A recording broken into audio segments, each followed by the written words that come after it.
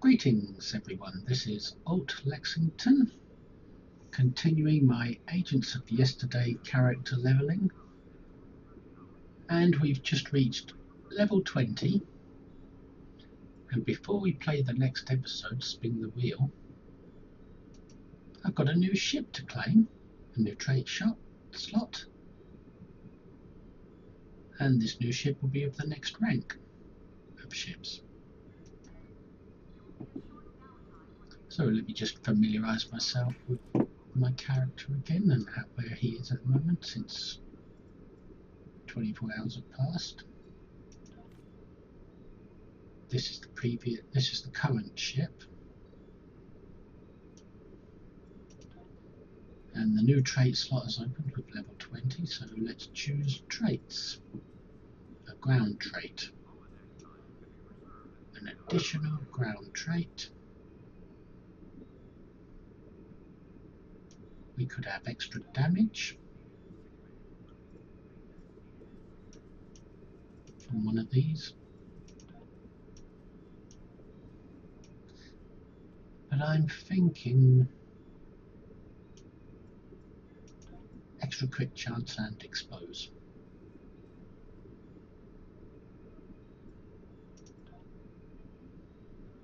And for space traits, a new space trait can be used. We've got crippling fire, beam training, bulkhead technician, operative. So, what would be a good trait to add to the mix?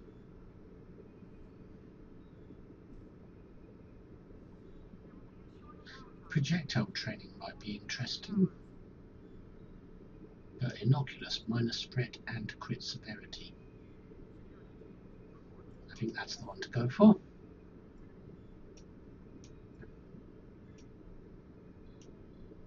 And we haven't unlocked the reputation system yet, I don't believe. Nope. So we can't use them.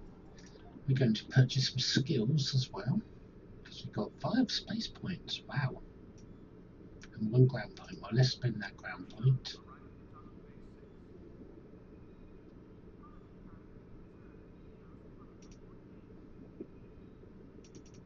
There we go. More weaponry. And improved crouch. I don't like the aim mode. I prefer to crouch down to shoot an enemy. And for more space skill points, well, we've spent 3, 6, 7, 8, 9, 10, 11 points so far. We've got to spend 4 more points to unlock the commander abilities. So where would I put these 4 points? Well, since we're using projectiles, we'll max that out.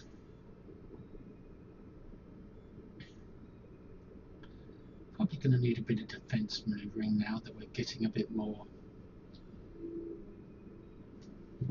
leveled.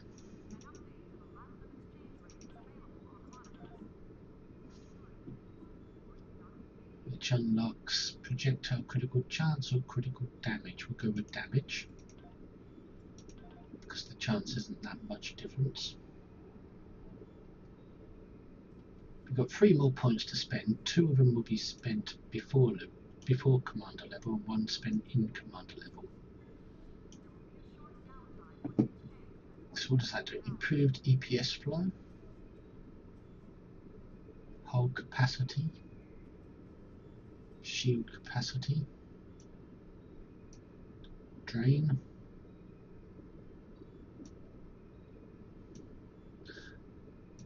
I'm thinking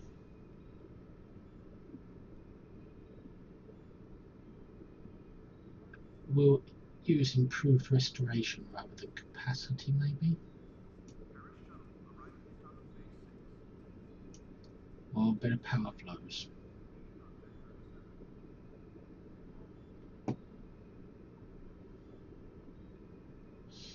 I'm thinking 1 in each of these.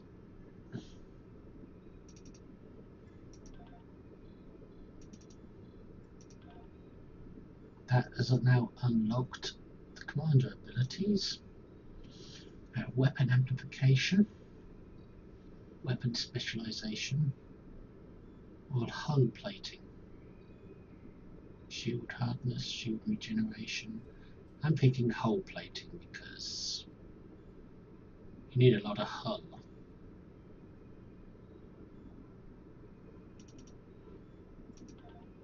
I can get the others as I get more spec points.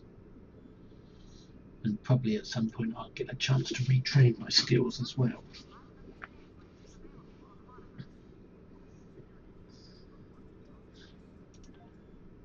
So, we've got nothing else to put on our character. Maybe this. No, that's not as good as what I've got. 40% critical severity, that might make it better.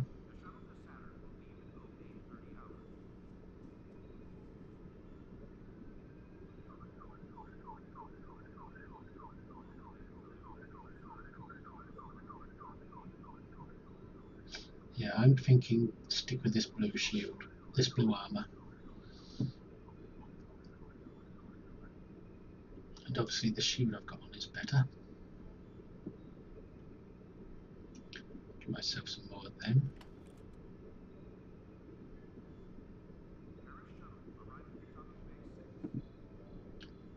Now we look at my officers. Start with the tactical officer. I think she'll be better off with that purple one. And this blue one. Yes.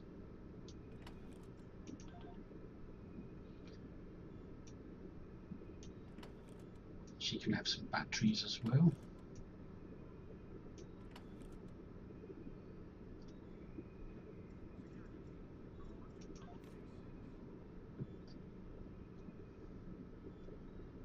He's okay as he is. Oh, got a better shield for him.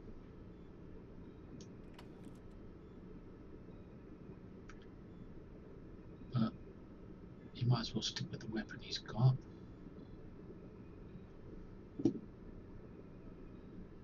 No consumables to give him.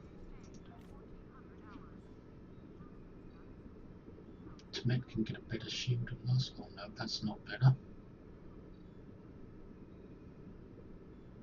And the armor's not better.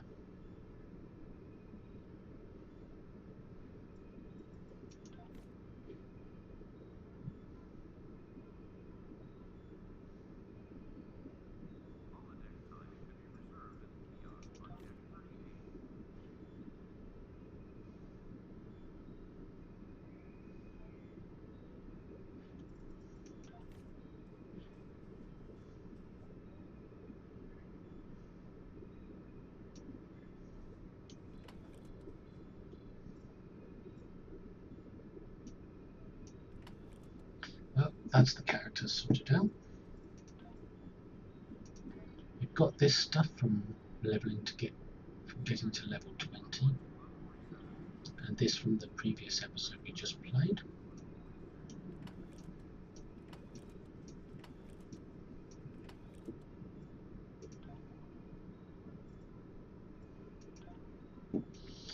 I'm going to check my bank where I put a lot of stuff just to see if I've overlooked any items that could be usable. I don't think so.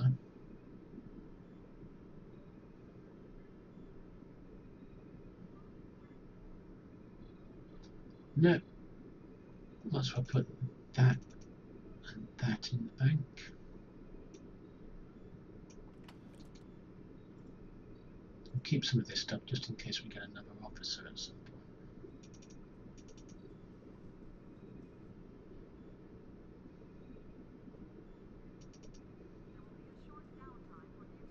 But we're not likely to use it.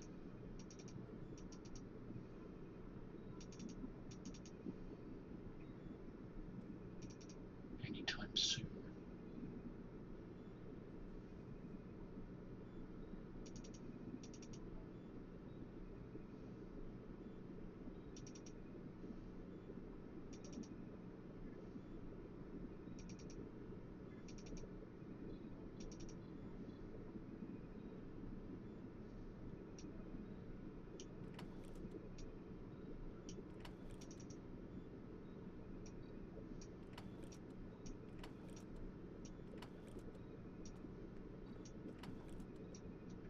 this game is just clearing space.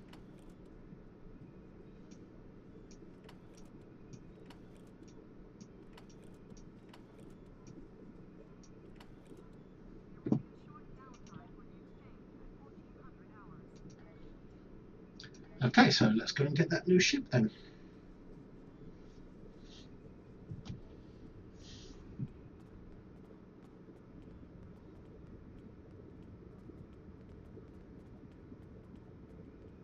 Stitching time B.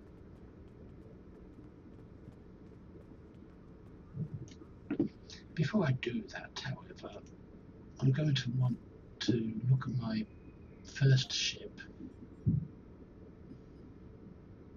inspect its loadouts, but it doesn't have any good loadouts.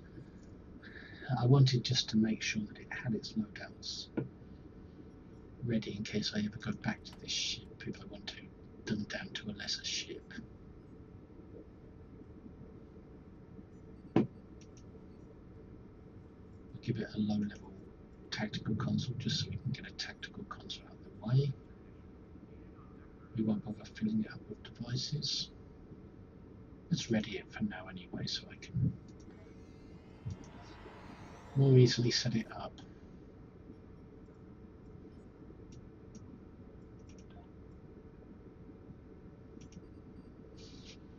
I forgot to add the loadouts to my first ship.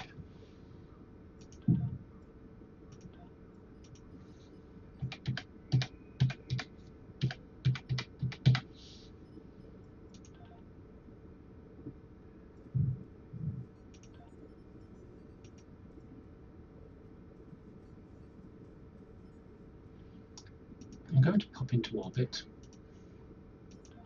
just to make sure this ship is properly saved and ready for going back to wherever I wanted to, which I doubt I will, but I don't like to leave a mess behind me as I level up.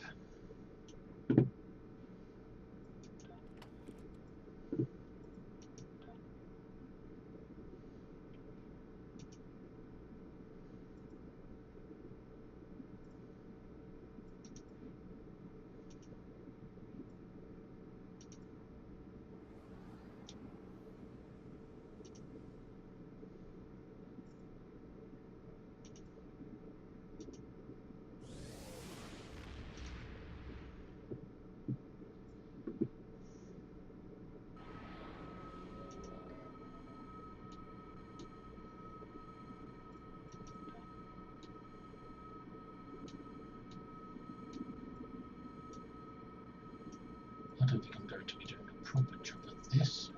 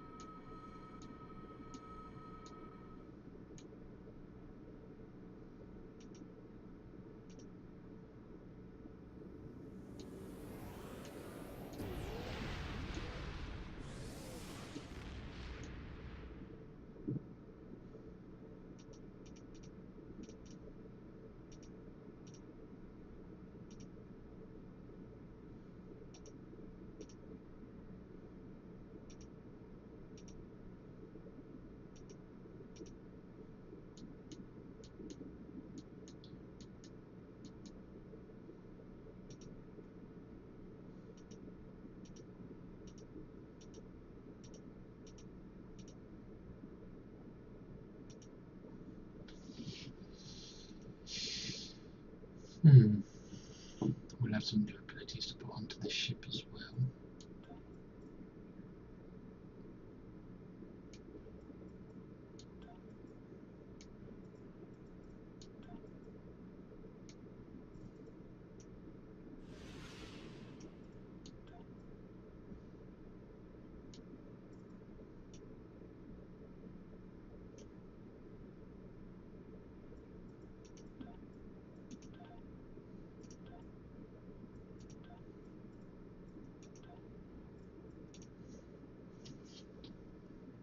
You got 2 new bridge officer slots as well by the looks of things.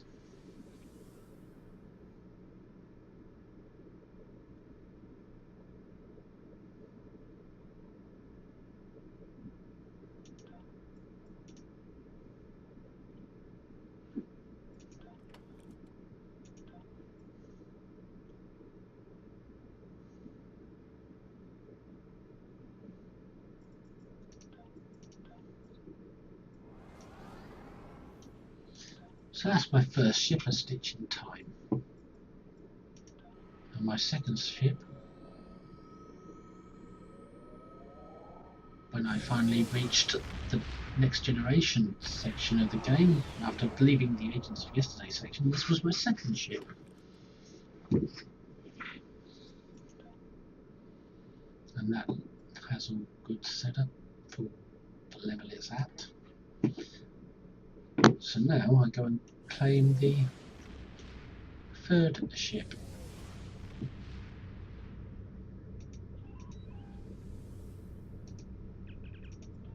Knowing that I haven't left a mess behind me in my other previous gear.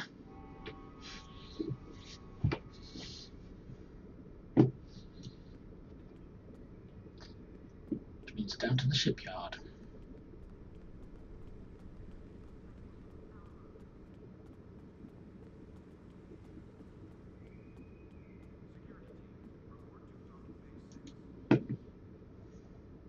Starship and shuttle requisitions. Get a new ship. So we can buy a commander ship now.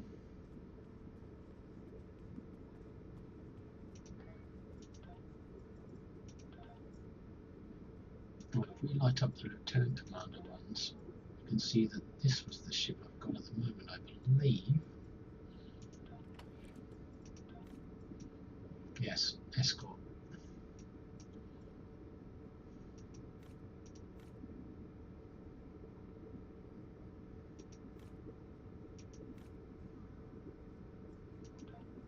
So we go to the commander ships. We can choose a heavy cruiser, heavy escort. No, that costs dilithium. That costs.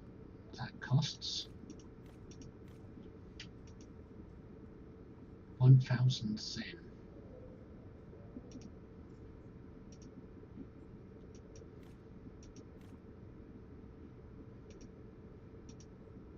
Ah, this is the one. Temporal escort is the only one you can get at commander level. So the free ship at commander level is the temporal escort, because there's no other ship I can get without paying for it.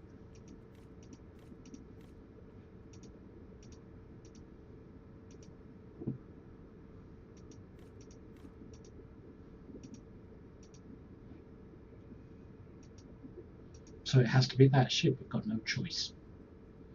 But that's fine. It's a nice little ship. I've got the T6 version of it, so on another character, so that's nice. So, buy ship. 3.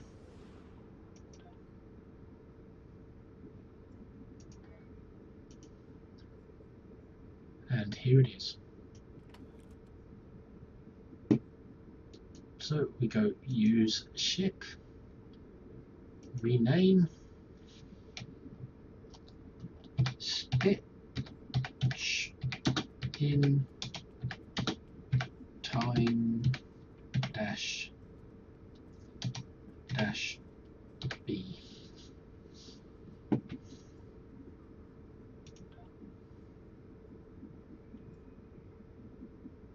Done.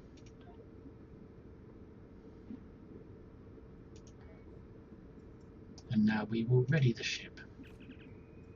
Stitch in time A, stitch in time B. Ready ship. And you get a console with this ship. I don't think I got a console with the previous ships. So this is the first ship I get a console with, and it's the M6 computer. That's supposed to be a really good console. Now I wonder, did I do my loadouts on my shuttle? Yes, I did. Just give you a moment. A few seconds, about a minute. I'd like to make sure my shuttle is in good condition in case I need it.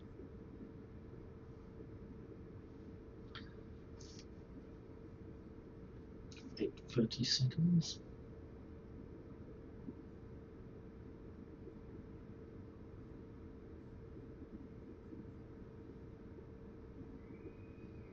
I don't really have to do all this brilliantly, all this loadout stuff. Still early days yet. This character's got a long way to go before he becomes a viable playing character.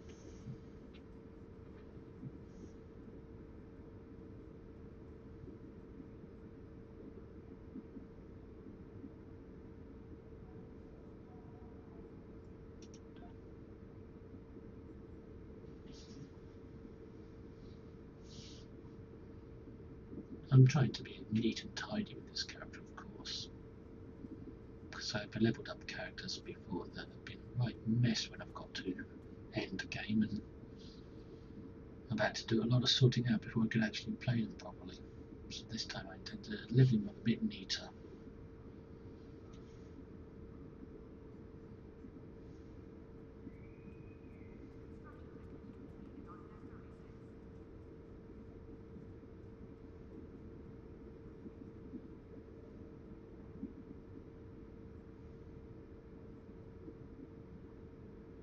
Alright, 10 seconds left.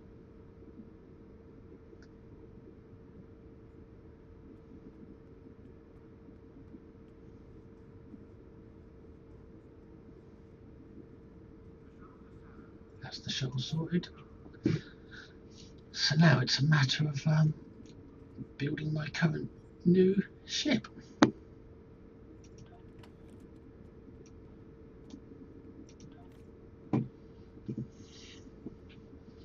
I would like to make a cannon boat, but I don't have enough cannons yet. And the armour I got is slightly better. The armour from the Temporal Agent pack. Not Temporal Agent pack, sorry, whatever this thing is, Temporal Transponder. These 6 things were an award from that. So let's put on some better armour. And we've got better shielding as well, so we'll put them both on.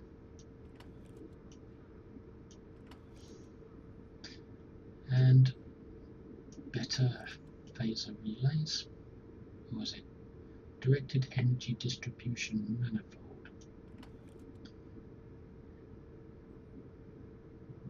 No, phaser relay, sorry, I'm reading it wrong. I'm still half asleep. And the M6 computer, that's a good burst of damage. It gives you a quick boost of damage, and that's it. Once it's done, it's done. But some people still use it on their end game ships for DPS runs. They need that little burst of energy.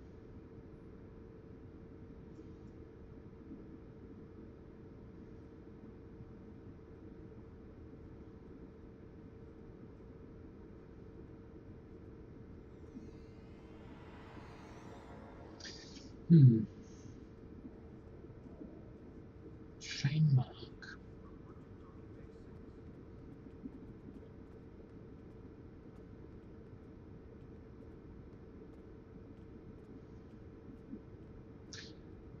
I don't think that deflector is going to be any better than what I've got.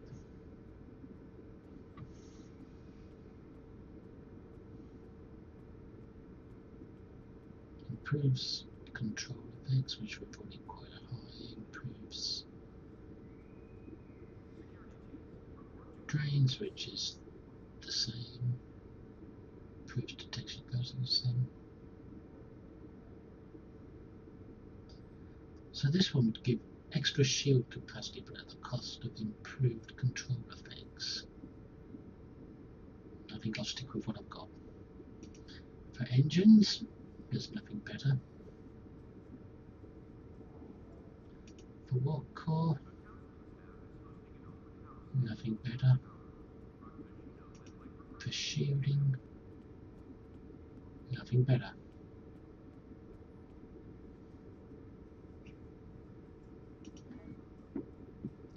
Weaponry, looks like we're going to have to stick with the phasers for now.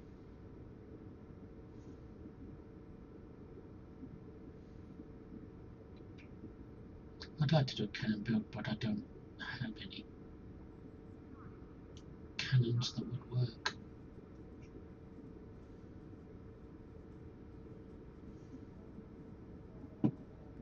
But do I have any better phasers? Well, I don't think I will have any better phasers. Any beams?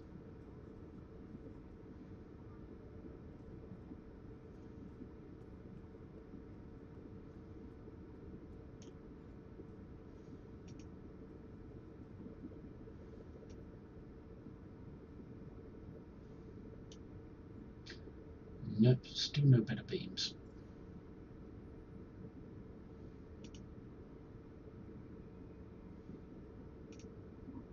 This might need a change.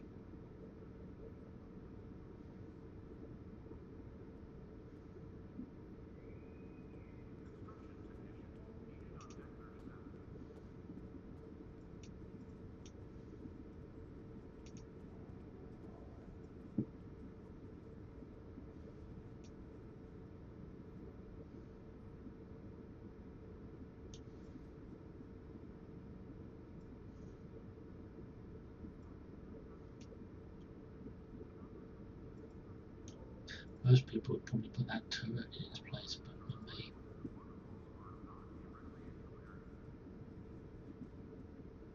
Nope, I don't think I can get better than that common phaser. I don't think any of my stuff is better at the moment.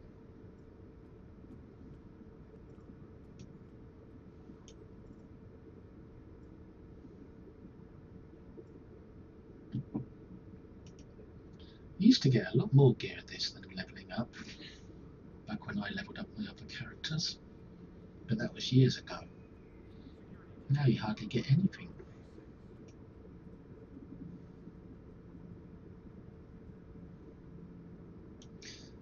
Yeah, I think I'm going to stick with this, because there's nothing really better to replace it with. And I could go with a weapons battery instead of a shield battery, but I think I'll stick with the shield battery, and instead of auxiliary I'll put on my new device that I got from Skirmish, the last episode I played, because that's like a cloak.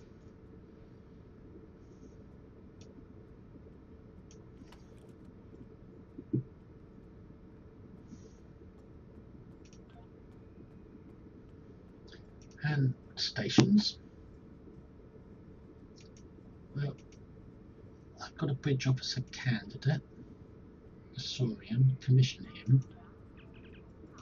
Join.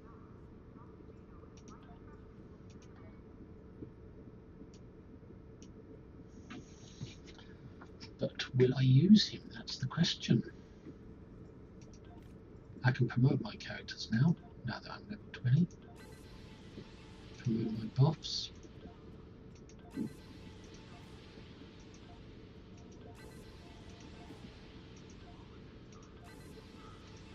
He can be promoted several times because he's the new one. Twice.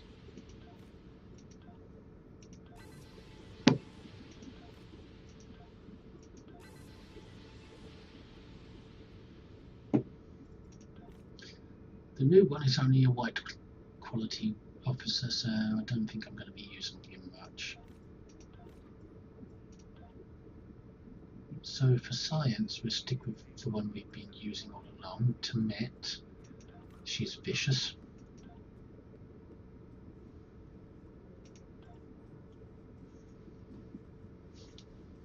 Tarsi is my usual tactical. The engineering I've been using is Stablinbog. He's not better though, is he? Let's check. He's green. Stablin is blue.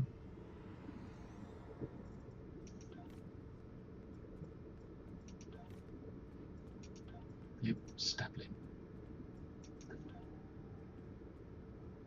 And another science officer here. Ah, so Tamet can go there instead. That would allow me to put on a second tactical officer.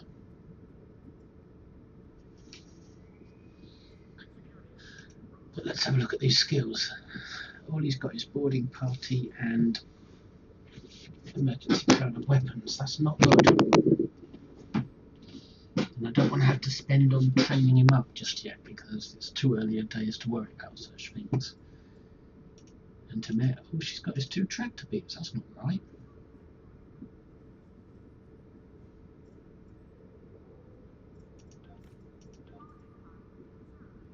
Why would they give you 2 of each ability for free?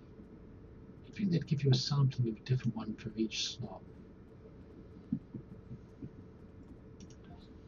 Which means I'm going to have to buy some training manuals if I want to get anything good out of these.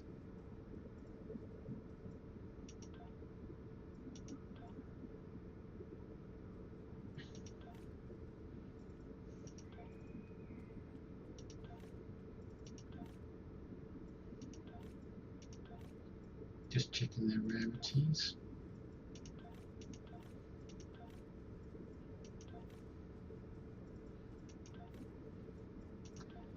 Okay, so this is the best we can do. We got torpedo spread 3, which is good.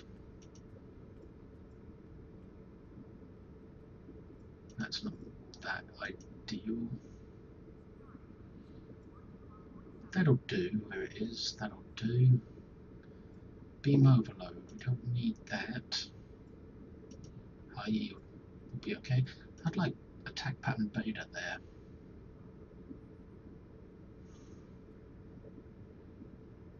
But that would mean having to buy new skills. And here I'd like reverse fuel polarity.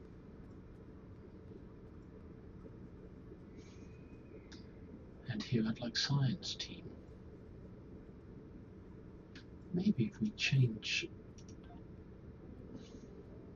Now we have science team on a lesser officer. Timette was green, wasn't she? Yeah. So now we've downgraded an officer, but we've got better leadership trait. Oh no, we haven't. We've got efficient.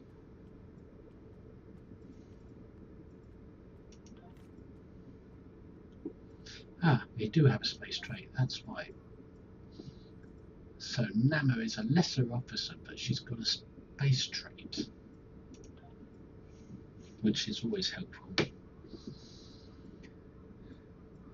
Stablin has the wrong skills, so let's see if we can change him for Savin, who has the right skills, even though he's a lesser officer, I believe.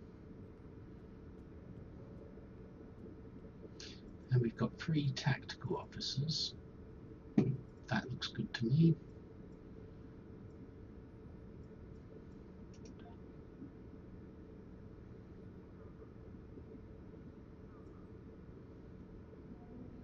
If we put, we get attack pattern beta now,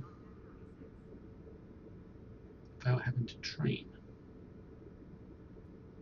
But that opens up these 2 as universal, so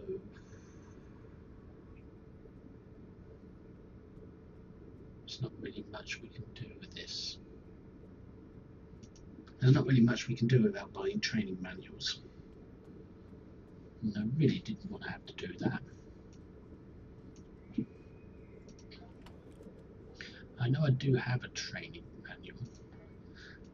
Let's just pop to the bank and see if he's see if that training manual he earned is useful.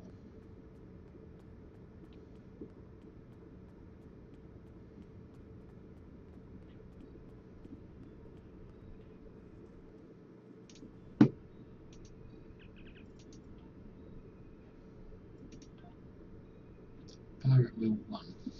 No, it's not useful.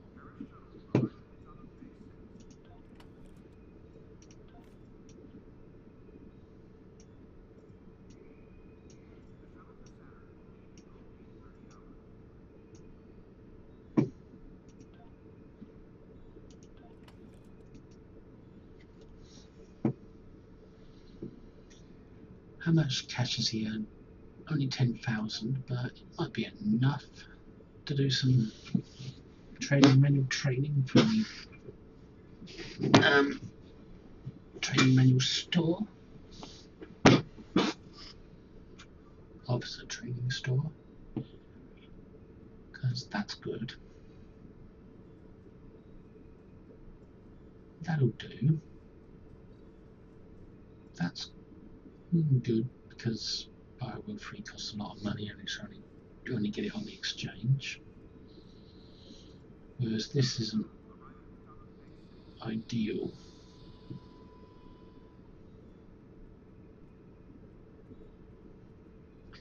And if I'm going to go with training my officers, I'm going to put the best ones on I've got and then train them properly.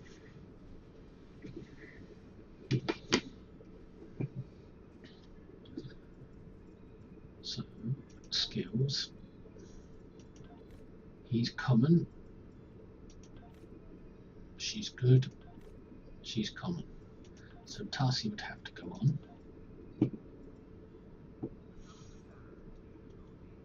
And I've been using good skills with Tarsi all along, so it's almost as if her skills have changed. But she's never had anything different. I think I'm just going to stick with what I've got. Now let's have a look at my engineers. He's green and he's blue. I've only got 2 engineers, so it might be wise to go with the blue one.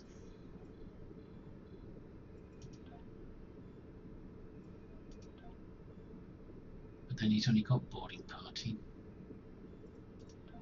And as for traits, none of them have got, neither of them have got space traits. So I think I'm going to have to go with Staplin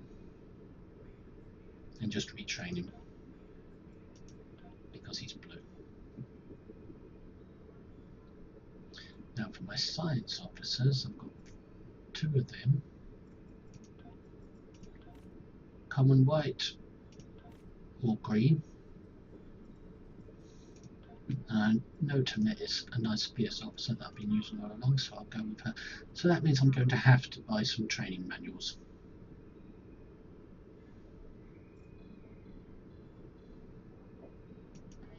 Let's just hope when I get to the training manual vendor that they're of a price I can afford.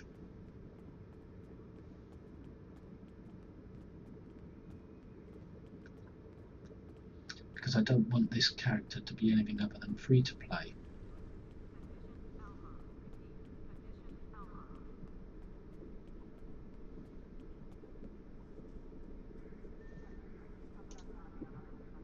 Officer training.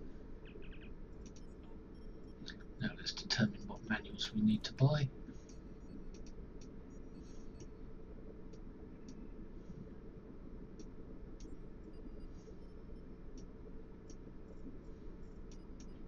Just trying to arrange the windows so I can see everything.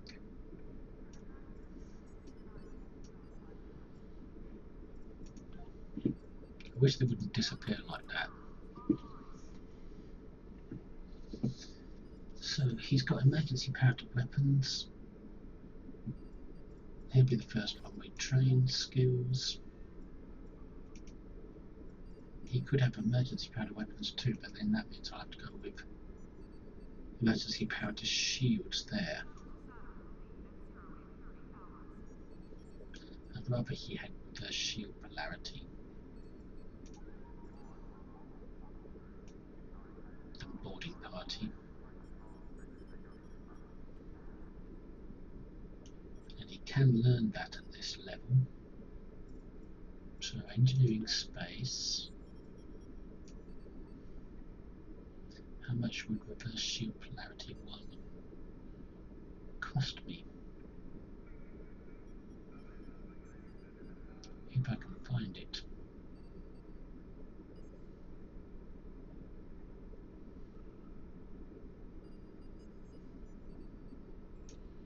$2,000. And I've only got 10,000. So let's hold off on that for a moment check the price of the other things. She's going to want science team. That's a no-brainer really, so I will get science team. Science team 1. There it is for 250. Buy that one. So now that I've got the ability, I can go to Tomet skills and have a learn from this manual. And then set that as a primary skill. So it appears there. And it should be here. There it is. Now she's got 2 skills here. The default one she came with and the new one, science team.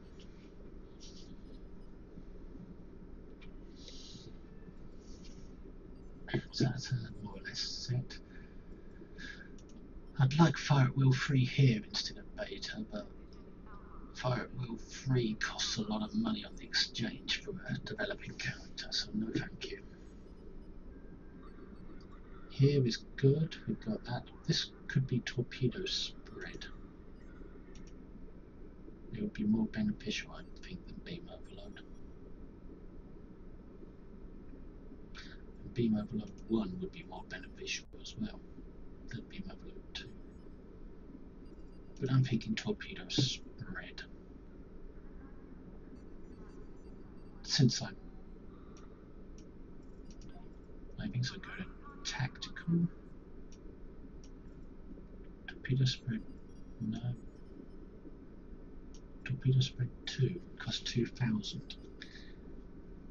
I'm being a bit stingy with my credits at the moment because I want to save them for later character advances.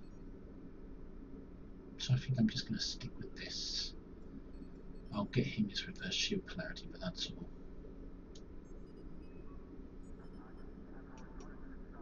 So we go to engineering, space, skills, reverse shield polarity 1, buy.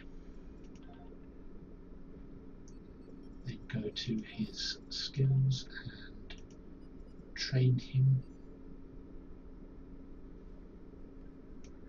Learn that. Learn from that manual. And set it as primary. Go to stations and click it as active.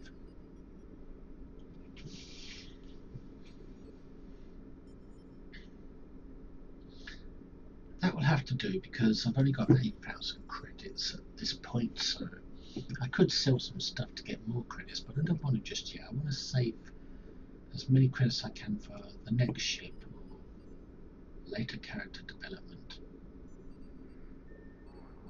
So I think I'll stick with this. Now there's another thing I wanted to do that I noticed on the ground. One of my characters had smoke grenade, which was really annoying. There it is. I don't like smoke grenade because I can't see what I'm doing, so I'm going to have to retrain Jarek. One of Jarek's ground skills. Change it from smoke grenade to something else. And he's a tactical officer, so tactical ground. And it's going to be one of the tier 2 abilities. So I might as well get a good one while I'm at it.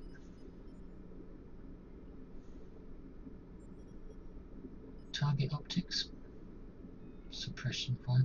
Draw fire is a good one because that means they can take the pressure off of me.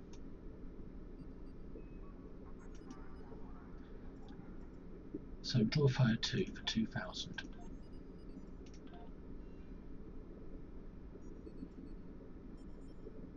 Now you should be able to learn it. There we go. It takes a moment for the system to catch up when you buy a manual.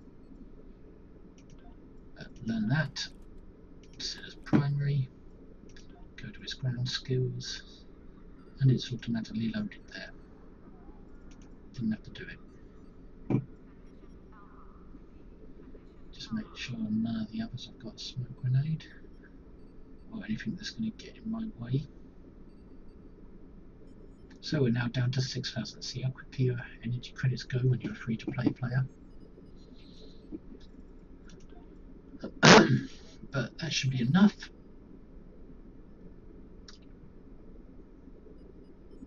Alterations for this budget character. So now I'm just going to go and decorate the ship.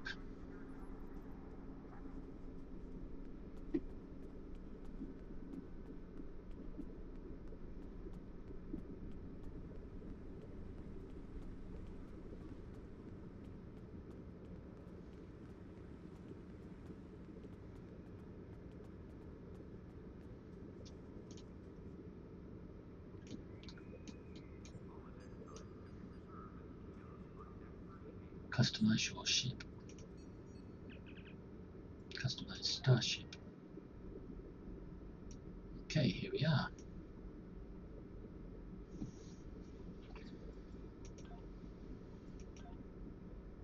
Ooh, I could have it looking like that, but that'll probably end up costing thin. Actually, it won't cost thin because I've already bought this on the main character. But I don't want to. I want to stick with the theme of Agents of Yesterday for now. And of course, give him the Pioneer Bridge.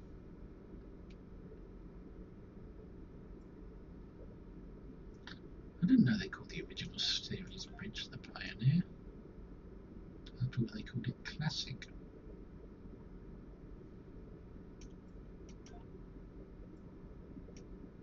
No, that is odd. I think that might be a mistake.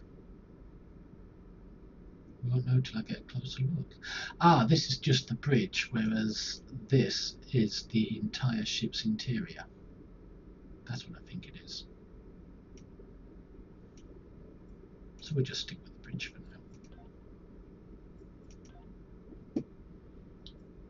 Windows. Well, no choice there. Skin.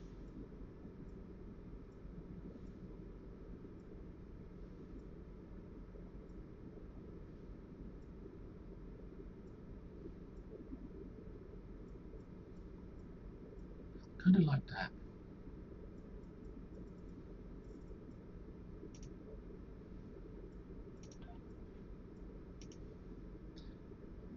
I'll put some placeholder colours on for now.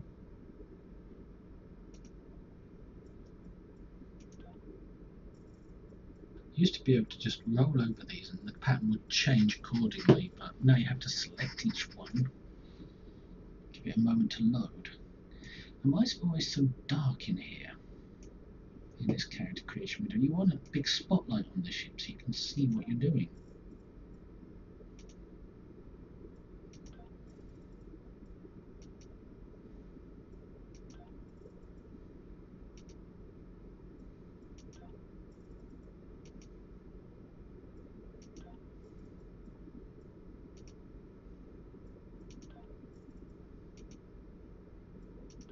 Just go through them all, see which one I like.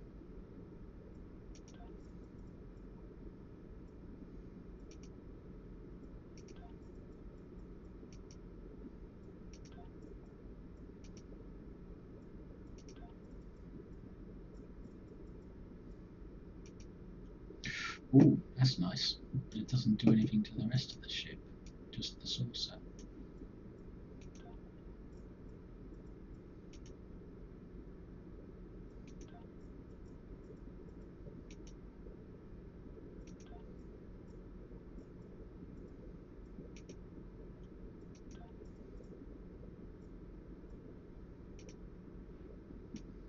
So I might go with, where was it?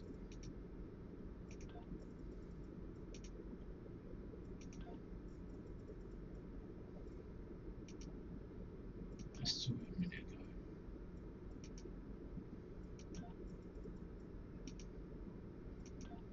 I've lost it again. There, Aries. Doesn't do anything to the nacelles, but let's see if we can find a better hull. That looks interesting. So that though?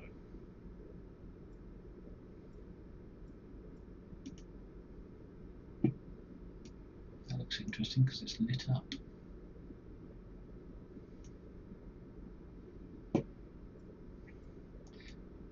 Trouble is, it's not bright enough in here to determine which colours you want to use.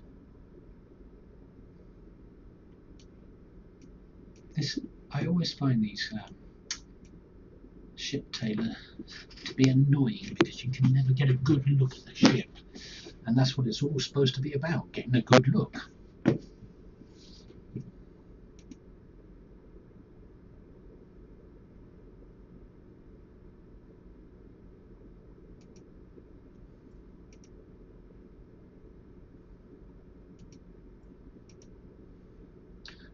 Nothing's changing with that one.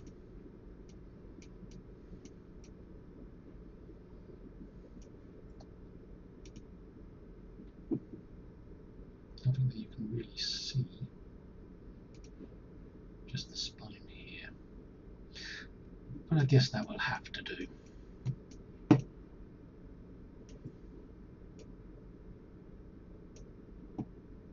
think I'll swap the colours over.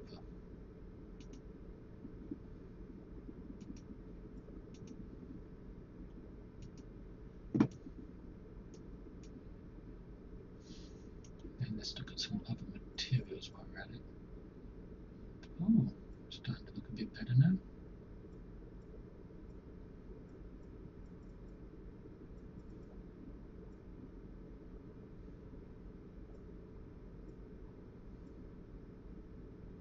That's more like it.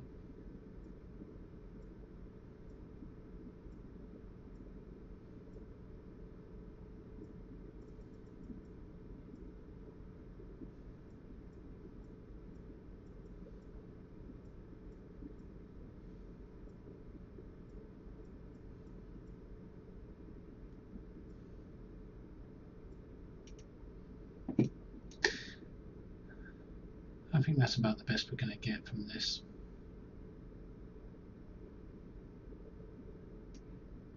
So, save.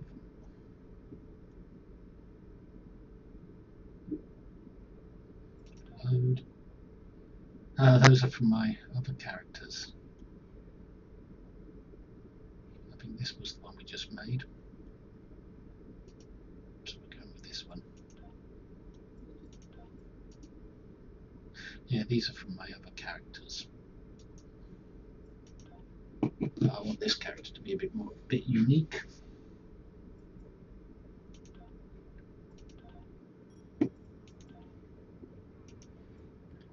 Now let's go up into space and see this ship for the first time. This, what is it, a tier 3 ship of that? Tier 2?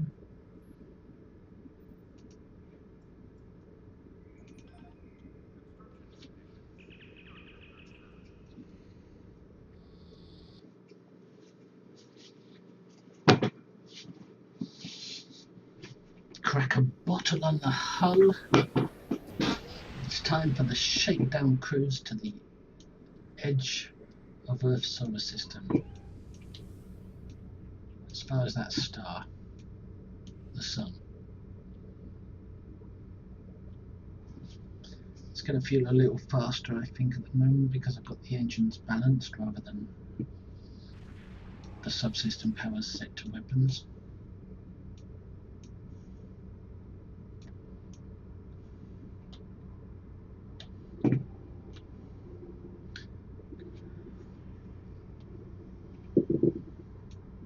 Yeah, let's get away from the rabble.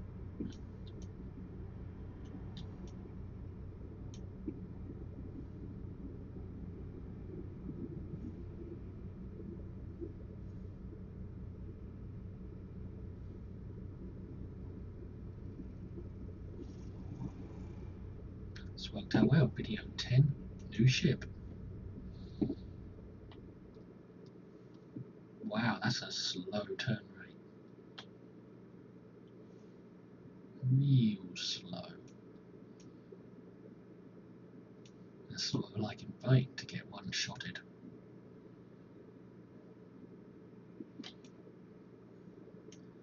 There we go.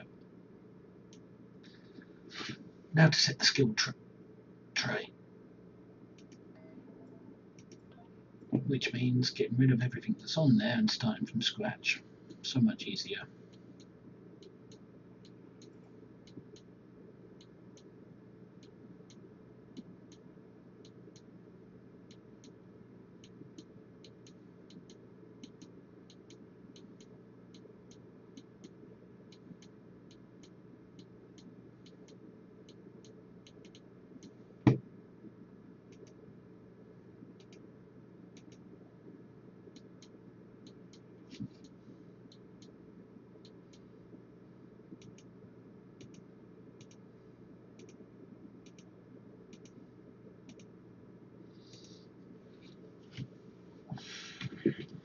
So there we go. We can put on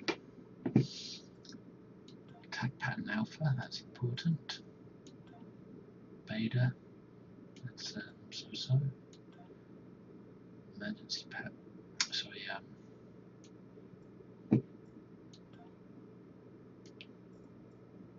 No need to mention them. You probably know what these are.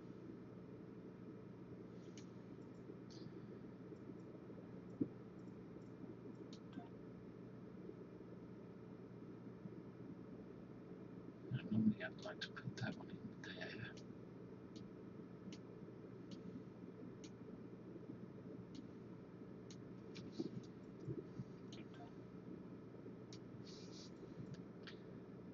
Fire on my mark. What was that equivalent to on the other characters? EPS power transfer, so it's an important one.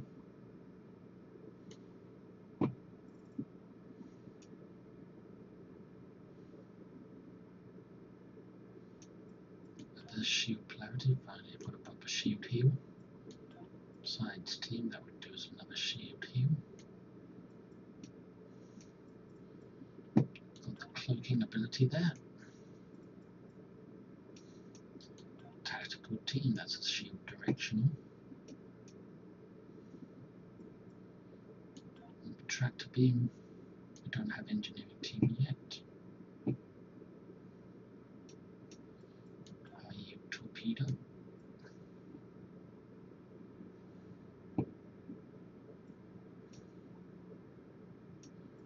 Another shield thing to pop just in case. Hello, crab bun.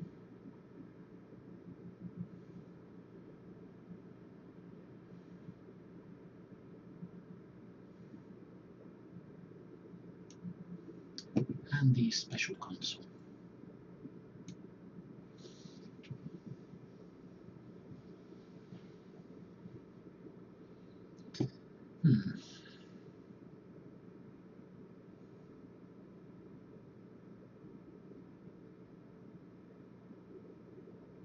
I'm not sure I'm keen on the way these are all laid out, but it will have to do for now.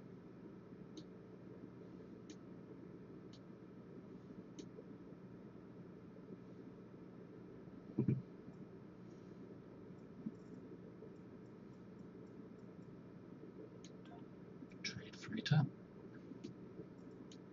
data recorder,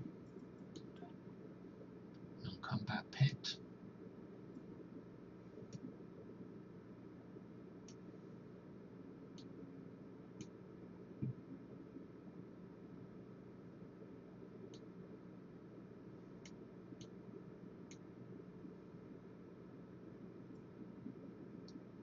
might as well put on some shield healing, some shield power levels I should say.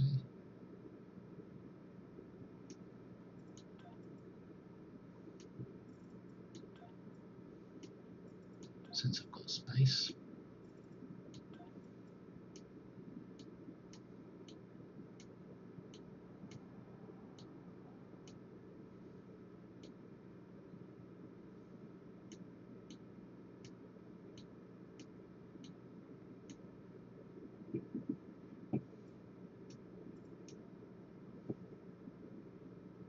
It's just a matter of making sure everything's on there.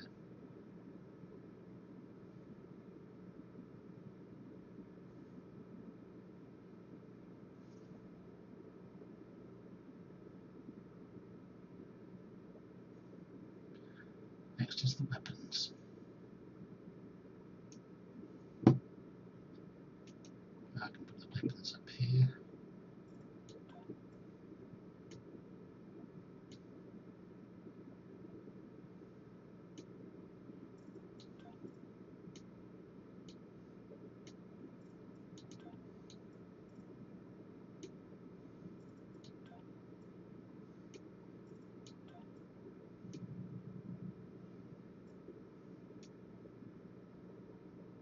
Did I already put flame boss on? No, I didn't. So that can go on now.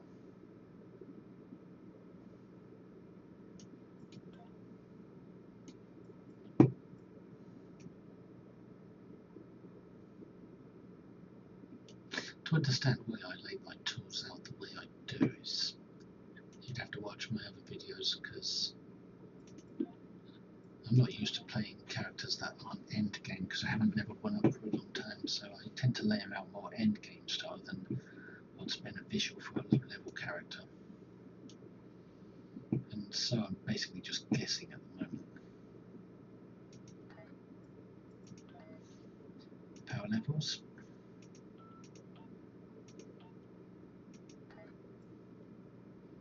Right, we want the weapons to be up at full.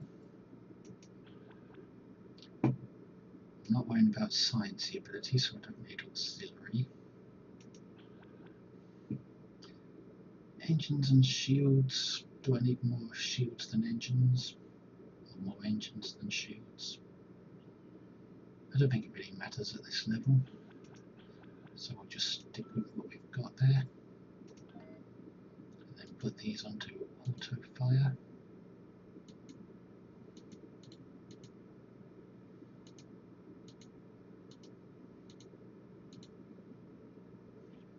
Let's see what we've ended up with. Nearly 600, nearly just over 700, nearly 600, nearly 600, and 3,000 on the top.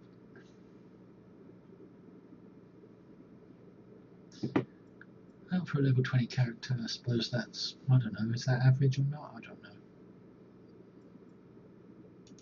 And then it's loadouts. So we can save what we've got.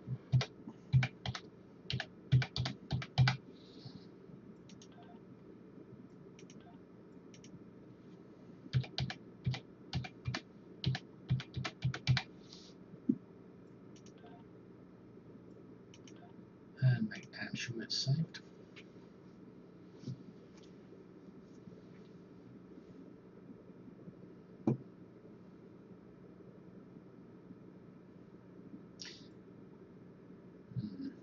Which is more beneficial, attack pan beta or high yield torpedo when in the midst of combat? Do I want to debuff or do I want to just smack hard?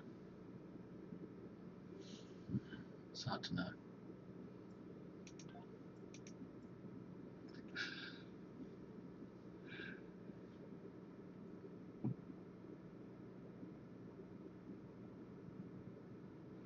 Right, that's the cloaking console.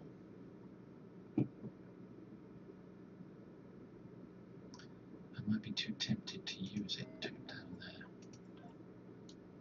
Just move it up there.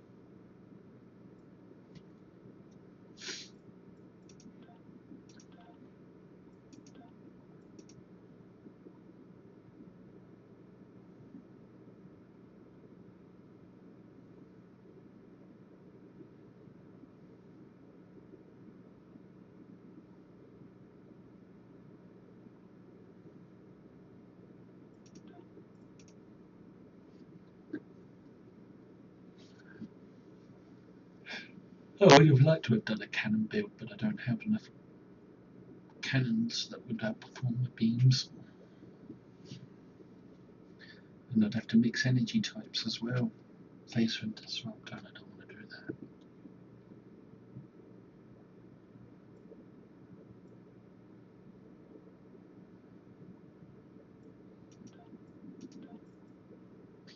So 160 power transfer, 20k hull, 5 shields.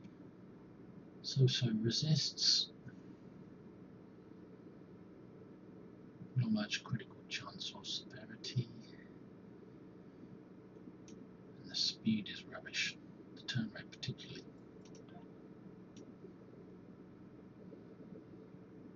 Cool. Well, he's supposed to help that.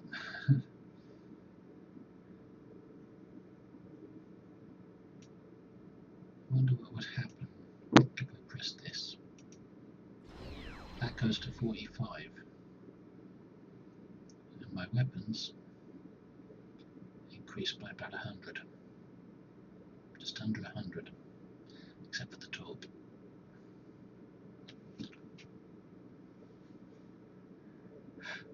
And check that console, see if it works.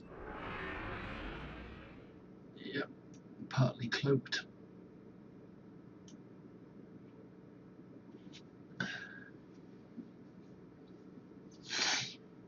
Right, give the cooldowns a moment.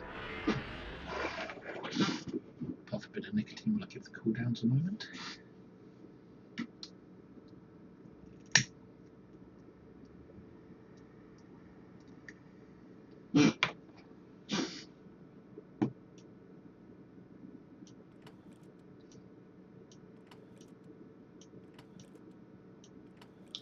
I've got all this stuff from reaching level 20, but I'm not actually using it.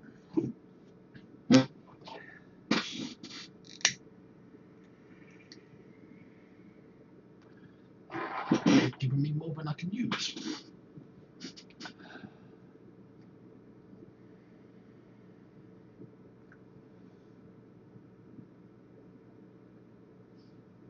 Okay, I think we're good. Yep. I think we're ready to do the mission. Spin the wheel. Visit Drozana Station. Go to Drozana Station. Okay. Warp out. The Stitching Time B. Third ship to bear the name.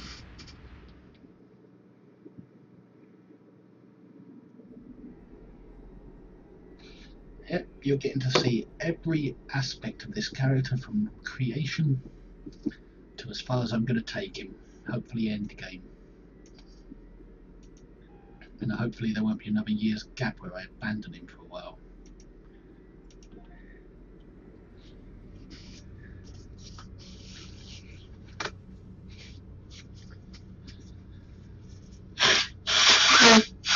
Excuse me.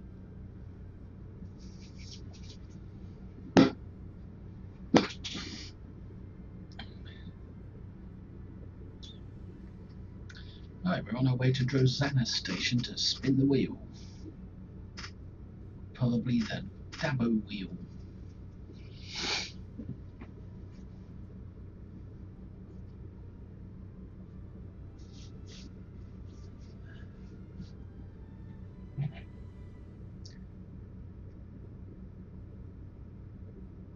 And we're on our way there slowly with no quantum slipstream drive.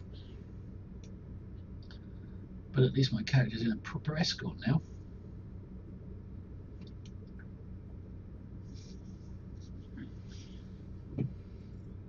Let's just make sure the loadout is held. I've got nothing I can put into them. No.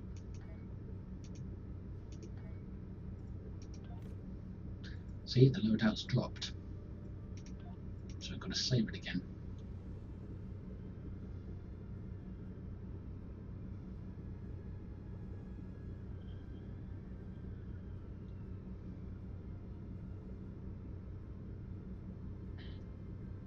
I think the fact that I've got no tools on a keybind, the keybind is still active even though there's no tools on tray 10, which is the keybind.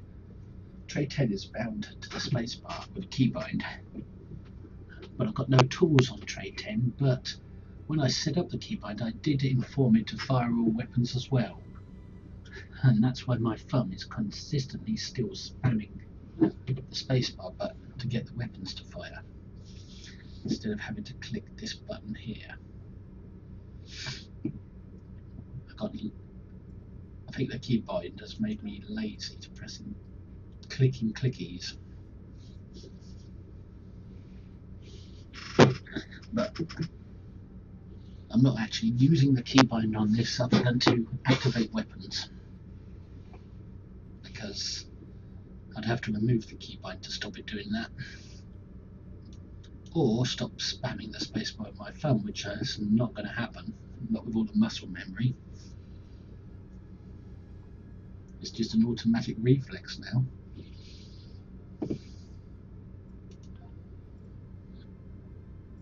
So, got the loadouts back again. And the stations are still good, yep. And if we pick up another officer, we've got a spare slot for him.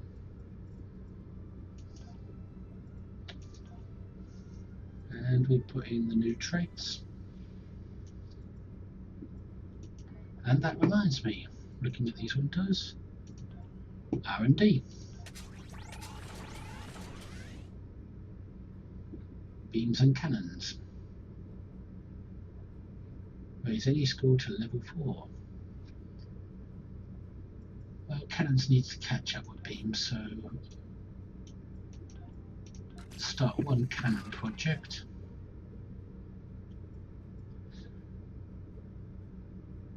And another. And a beams project, sorry.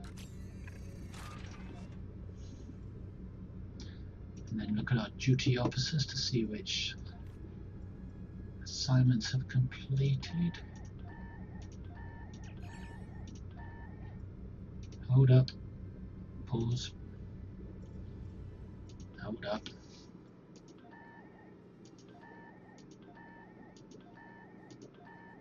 Congratulations, Commander.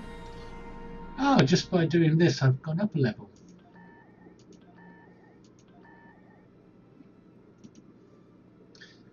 What does Lieutenant Farah want?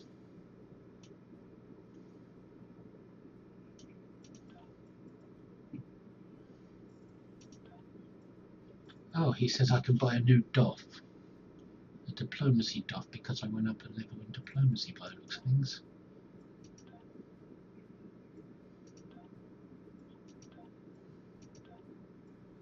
We're not going to buy one.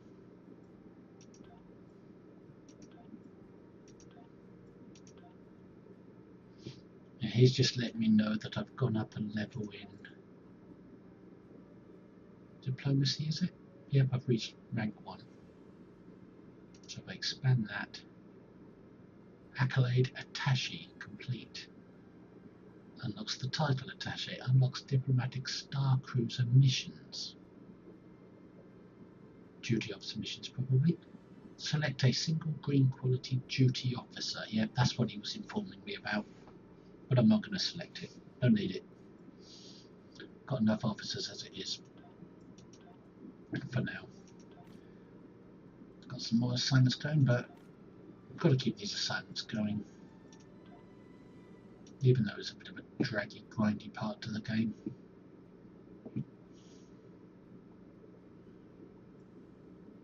I just do whatever ones are available and hope that something good comes from them.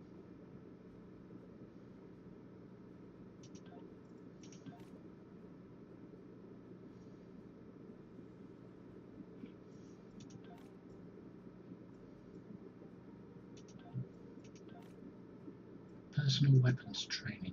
A critical success will grant a buff to your weapon proficiency on the ground, of course. But it doesn't look like I'm going to get a critical buff from using the R&D hologram to do the assignment.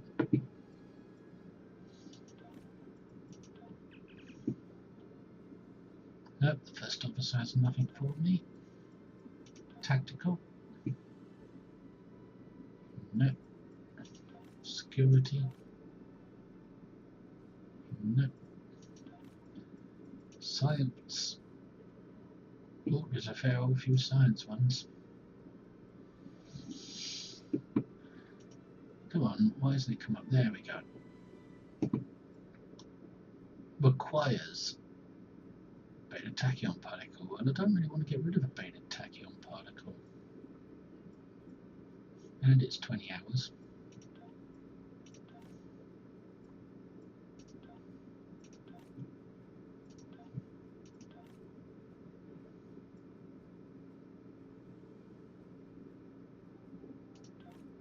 Let's try engineering.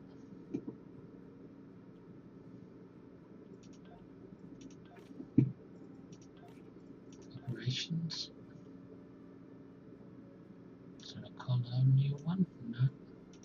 Crew leave on Drosana. Okay.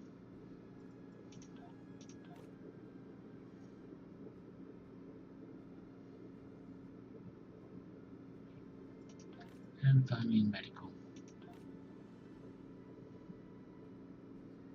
Nope, the doctor doesn't seem to have anything for me.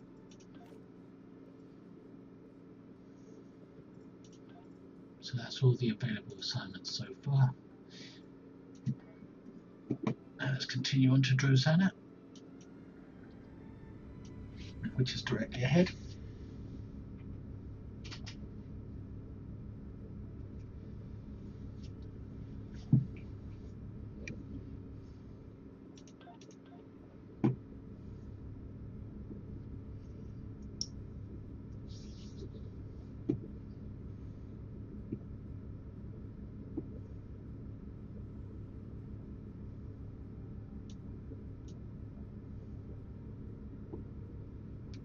A little bit of texture weirdness going on here.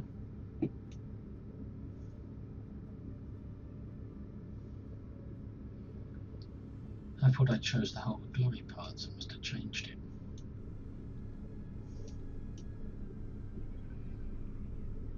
Stop. Crash! Sorry, dented your hull. Drosana Station is an old Federation deep space station located in the midst of the Federation Klingon neutral zone. Over a century of warfare has taken its toll on the station, which has changed hands many times. It is currently a dilapidated trading hub managed by a Ferengi. Welcome to Drosana! That guy. So, there's no prompt to start spin the wheel, so we'll just go straight in if memory serves. And it started automatically. Oh, look at that, Voyager.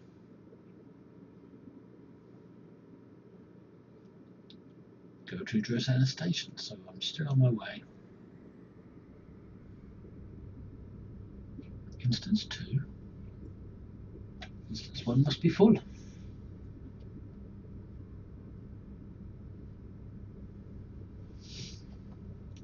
I like the way one of the pods on the station is almost collapsed, but they're still in use with cargo.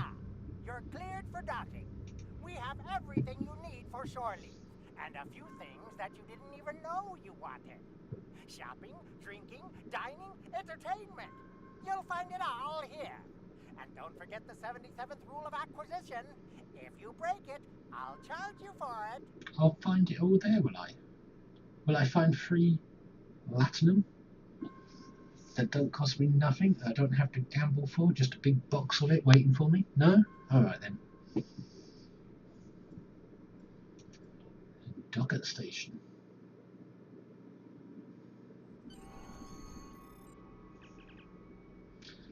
Not sure where we should start, but intelligence shows that Bilan is a Ferengi to talk to if you're looking for information. He's a bartender, so we should look for him in the lounge area. Yeah, and he's probably going to make us work for the information.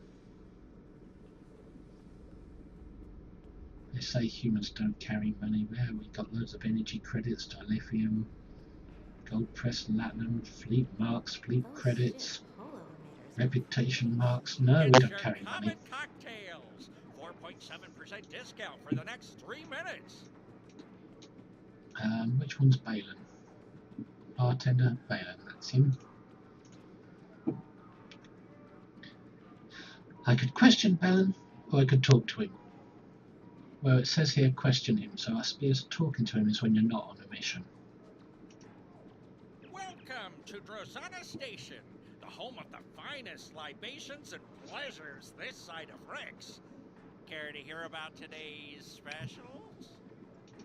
Have you tried the Comet Cocktail? It's out of this world. Tell me about your specials. You've arrived at the right time. It's almost the day of the comet.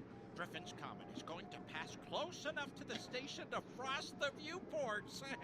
And this is the only place in the sector where you can celebrate in style. We've got Comet cocktails in keepsake glasses, Comet trail mix, Comet ice cream cores in 47 flavors. So relax, enjoy the games, have a drink, and pick up some souvenirs for your crew.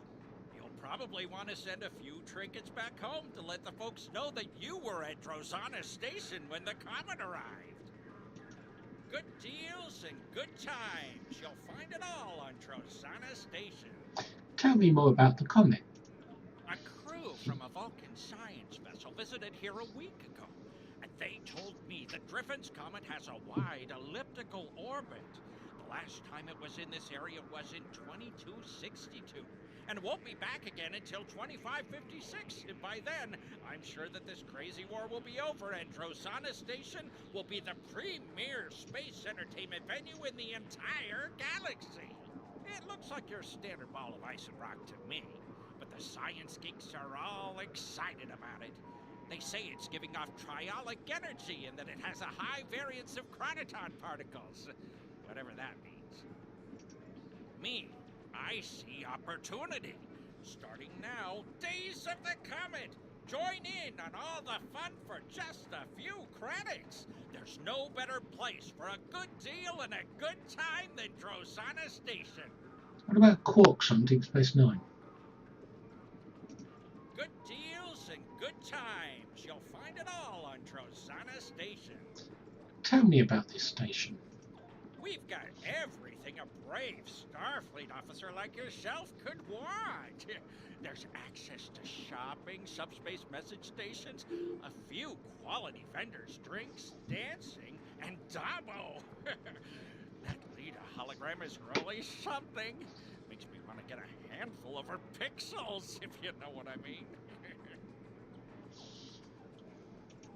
My partners and I took this place over a few months ago. It was an abandoned piece of space junk then, but with some hard work and careful financial planning, we will make it a pleasure destination to rival Ryza or Casperia Prime. A few months ago, but it's been here since I started the game 5 years ago. Good deals and good times. You'll find it all on Drozana Station. Abandoned? Who built this station? Humans, I think. But history has never been my thing. Humans. The present is where the Latinum is. I know the station was built in the mid-23rd century and served as a trading post and supply station for colony ships and military vessels. Then the House of Duras owned it for a while, but they gave it up in the 2370s. It was empty until my partners and I arrived. Do you know we had to spend 3 weeks scrubbing bloodline stains off the decks? Between that, the globfly infestation, and voles in the computer circuitry, it's a wonder that we ever opened our doors for business. Good deals and good times. You'll find it all on Drozana Station. I'm looking for someone. Aren't we all? Me? I want a leggy Vulcan with a liberal attitude toward interspecies relations. So, are you looking for someone in particular, or just some company? Her name is Zimara. Do you know her? Oh yeah, I know Samara. Maybe she's been here recently, and maybe she hasn't. My memory is kind of hazy. So I've got 3 options of reply. Tell me where Zamara is, or I will snap your spine. Perhaps we could come to some sort of arrangement. It is imperative that I find Zamara. You need to tell me what you know. Which option shall I choose? I could choose the Klingon one. Or I could try to persuade him. Or I could negotiate. He's a Ferengi, so I think I'll negotiate.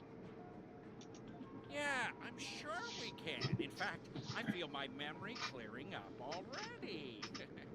I tell you what, I know you Starfleet types aren't big on Latinum, but what you do have are skills and a willingness to get your hands dirty. That's what I need right now. Our replicators are on the fritz. Maybe it's a whole power system because the lights are going wonky too. But a little blue mood lighting isn't as big a problem for me as unfilled drink orders. Continue. Go to the cargo bay and get my replicators working. By the time you're done, I'm sure I will have remembered where I last saw Zamara. Okay. If I remember right, we've got to fix these things in the correct order.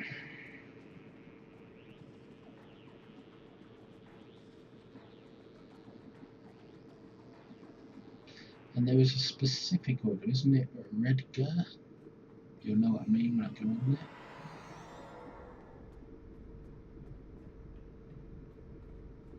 Here we are.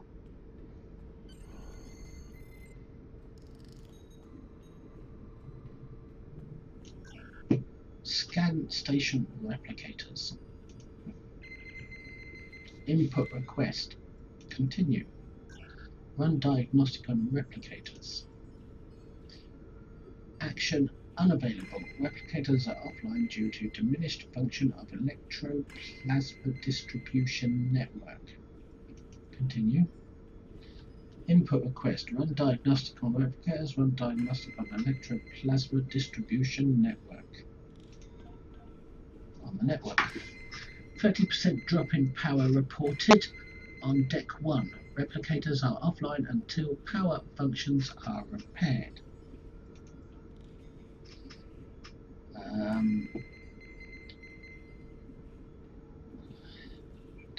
We've done that.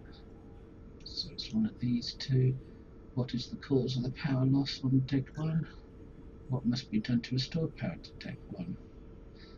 What is the cause? Unknown. What must be done? Power must be restored through systems to relieve strain on EPS conduits. The following systems are available for this process. Holosuite, gravity control, replicators, environmental controls, defense grid. 6 connections are required to stabilize the power grid. Continue. Hail engineering.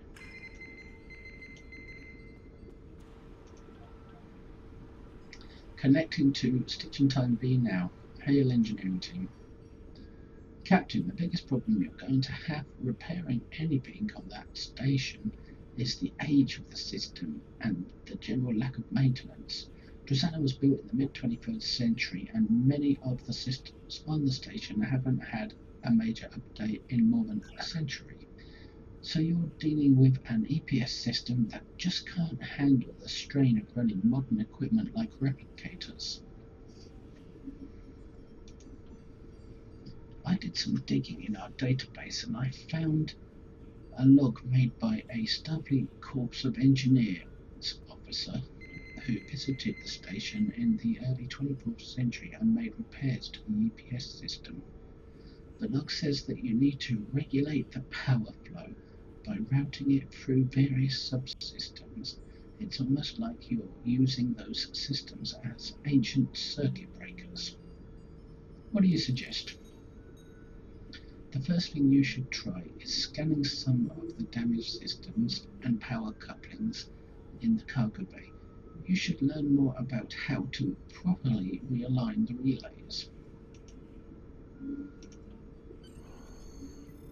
Realign station power flow. Okay. This is where it gets difficult, but there is an order in which to do it.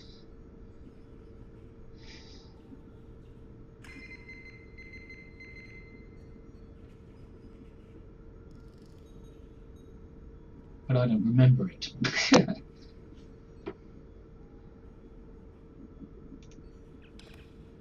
The Ferengi operating Drosana station have made replicator function their top priority. The replicators are now tied into every available system, including life support. Start with a connection to the replicators or the power connection will fail.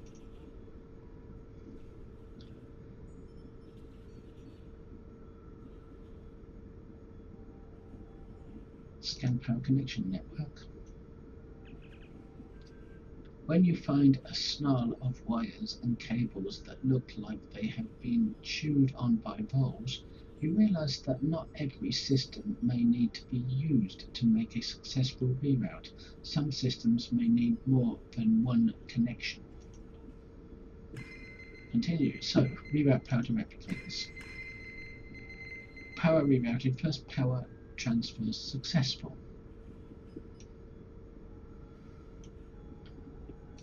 Okay, so the next one I think is environmental. If memory serves, but it could be wrong. Scan environmental controls. Veylan found a way to keep the station's ancient bar coolers working by connecting the cooling systems to the replicators. Unless that connection is maintained, all of the refrigeration units will go offline. Replicators must have a connection to environmental controls. Reroute power to environmental controls. That's 3 of 8. Next, if I remember rightly, it's the defense grid.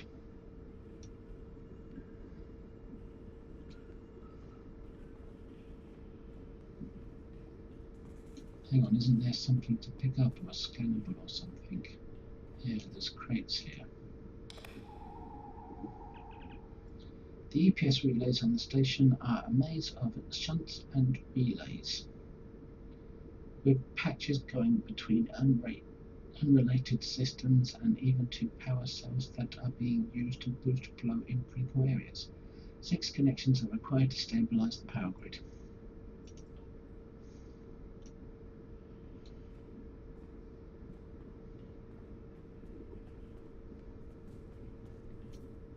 What's this? Scan damaged power coupling. There is a shunt that is slowly diverting energy from the station's power cord to hollow emitters installed in some of the lower levels of the station. You'll need to compensate for that energy drain to restore replicator function. The connection must end with the system to which you are attempting to restore power. Bonnie Bonniekin. I sense a bit of Bonniekin coming on in the next episode, or some later episode. Anyway, defense grid. Scan defense grid power relays. The Klingons who ran the station in the early 24th century made significant improvements to the station's shields and added turret weapons. While it made the station more defensible, it also increased the amount of energy needed to keep the station's defense grid operational. The 4th connection must go through the defense grid.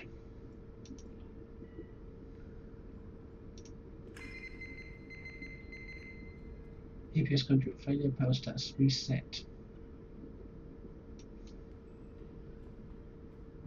I think gravity would be the next one if memory serves, but I can't be certain.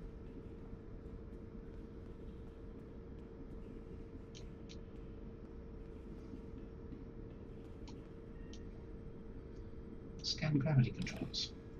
It looks like someone used an outdated power coupling to connect gravity control to the main power feed. It must have been an emergency fix, but it's been here so long that the coupling is fused and cannot be removed.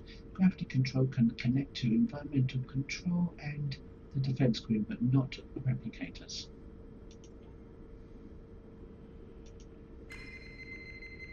Well, I've got 7 out of 8, so I must be doing something right. No scannables in here? No. So I think we're back to environmentals. I'm trying to do it from memory, but I don't exactly remember what I'm doing. EPS power failure. Reroute power. Power already rerouted to environmental controls. Ah, so this is the 8th connection, which means go back to the replicators. That's the last one. Power rerouted. First power transfer successful. So what now? We've done it.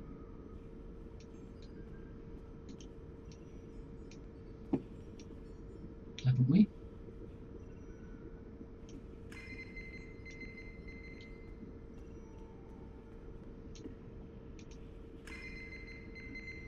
Second power transfer successful. Ah, replicators, environmental. Then it's defense grid, I believe.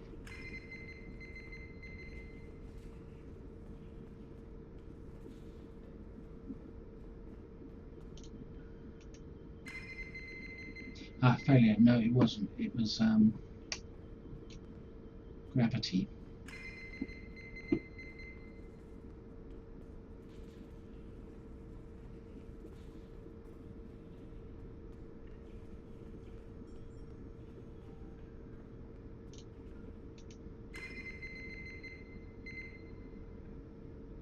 Status reset. Ah, so replicators. First successful. That's R. Environment. Second successful. That's E. Gravity controls. That's G. Third successful.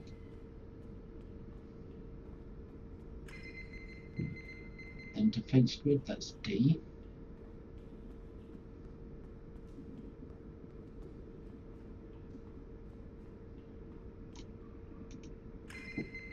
Fourth successful.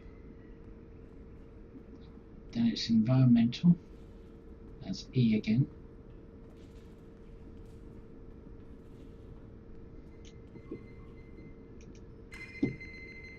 Fifth successful. Then you end on replicators.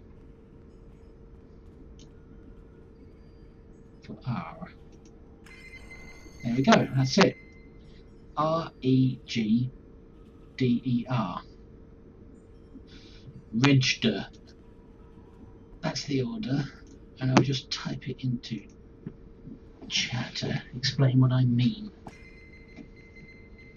R dash E dash G dash D dash E dash R. That's the order. It's register. R-E-G. Replicators, environmental, gravity, defense, environmental, replicators.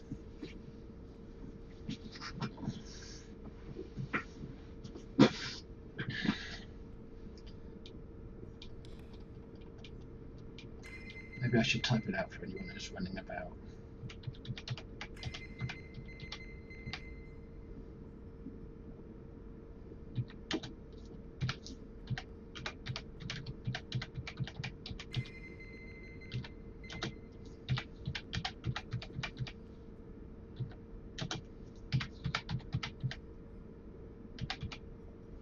Is that how you spell defense?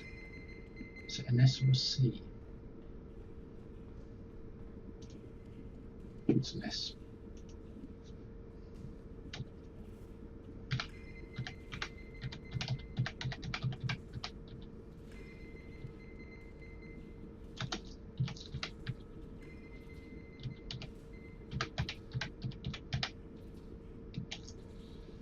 There we go. Hopefully that will help someone.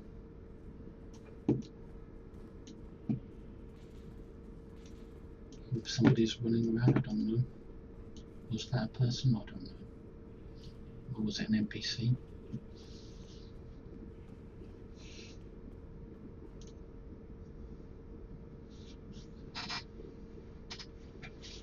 Hopefully that will help somebody. Normally when I play this episode I like to type in chat as soon as I figured it out.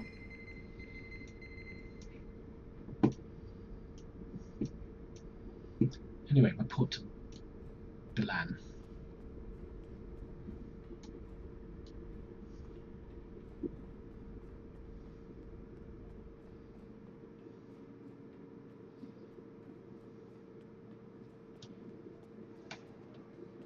Get your common cocktails. 4.7% discount for the next 3 minutes.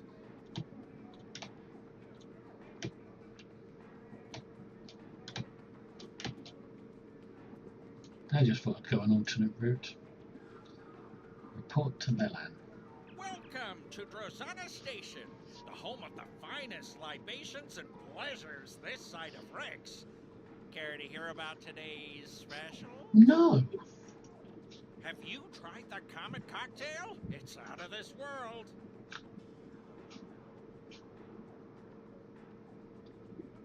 There's more things to talk about here. Specials, Comet, tell me about the station, abandoned. What's wrong with the lights? We haven't heard that one. I know. I'm a bartender, not an engineer. The lights started going crazy a few days ago, which was terrible timing. We're getting more business than normal because of the comet, and the last thing I need is a critical systems failure. The 193rd rule of acquisition says that trouble comes in threes.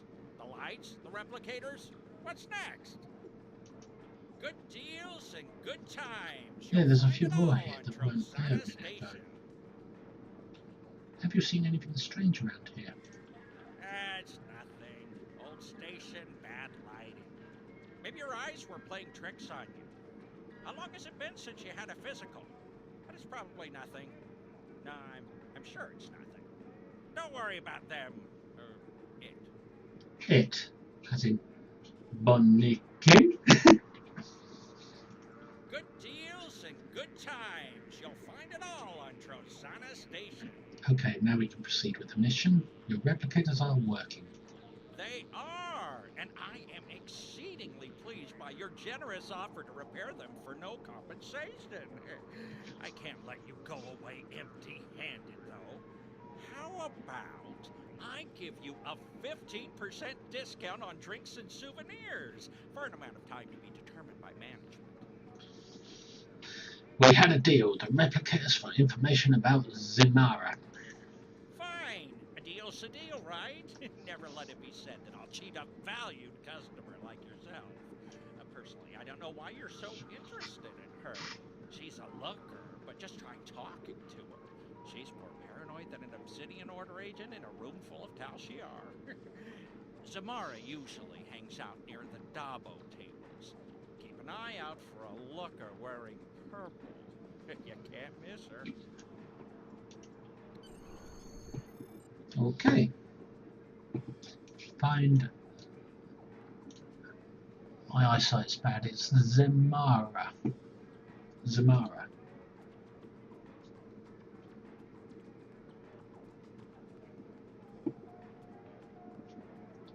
Oh, I remember she was standing here. Be careful. They're watching. I'm not in the mood for a chat right now, thanks. Hey, who? Shh. Keep your voice down. I'm being watched. I've seen too many familiar faces in the crowd, and there are shadows, watchers in the dark. I see them out of the corner of my eye when they think I'm not looking, but I'm always looking. When the lights change, there they are. Watch yourself. They're everywhere. I was sent to help you. You weren't sent to help me. You were sent to watch me. Drake needs me to keep feeding information to Starfleet intelligence. The Klingons come here and they drink and they talk. It's amazing the bits of information you can pick up around a Dabo table. Everything, even the smallest detail, is important. Captain Gerard was in here last week. He ordered blood wine, an entire bottle of the 2309 vintage, to be exact. That business with the House of Torg must have upset him more than we knew. When Gerard's happy, he drinks Warnog. Watch yourself. They're everywhere. What can I do to help you? Find out who's watching me.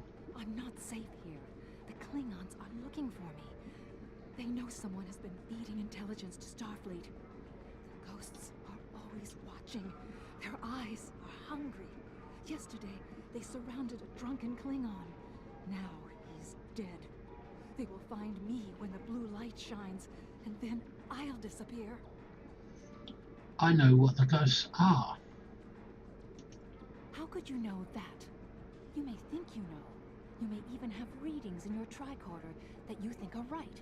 But you don't know. How could you know? I'm here every day. They watch me, and I I can take you somewhere place safe. No, they're everywhere. They're watching. You've been here too long. Someone will notice that we're together. Go do something else. Play Dabo. I'll contact you when I'm ready, when it's safe. Okay.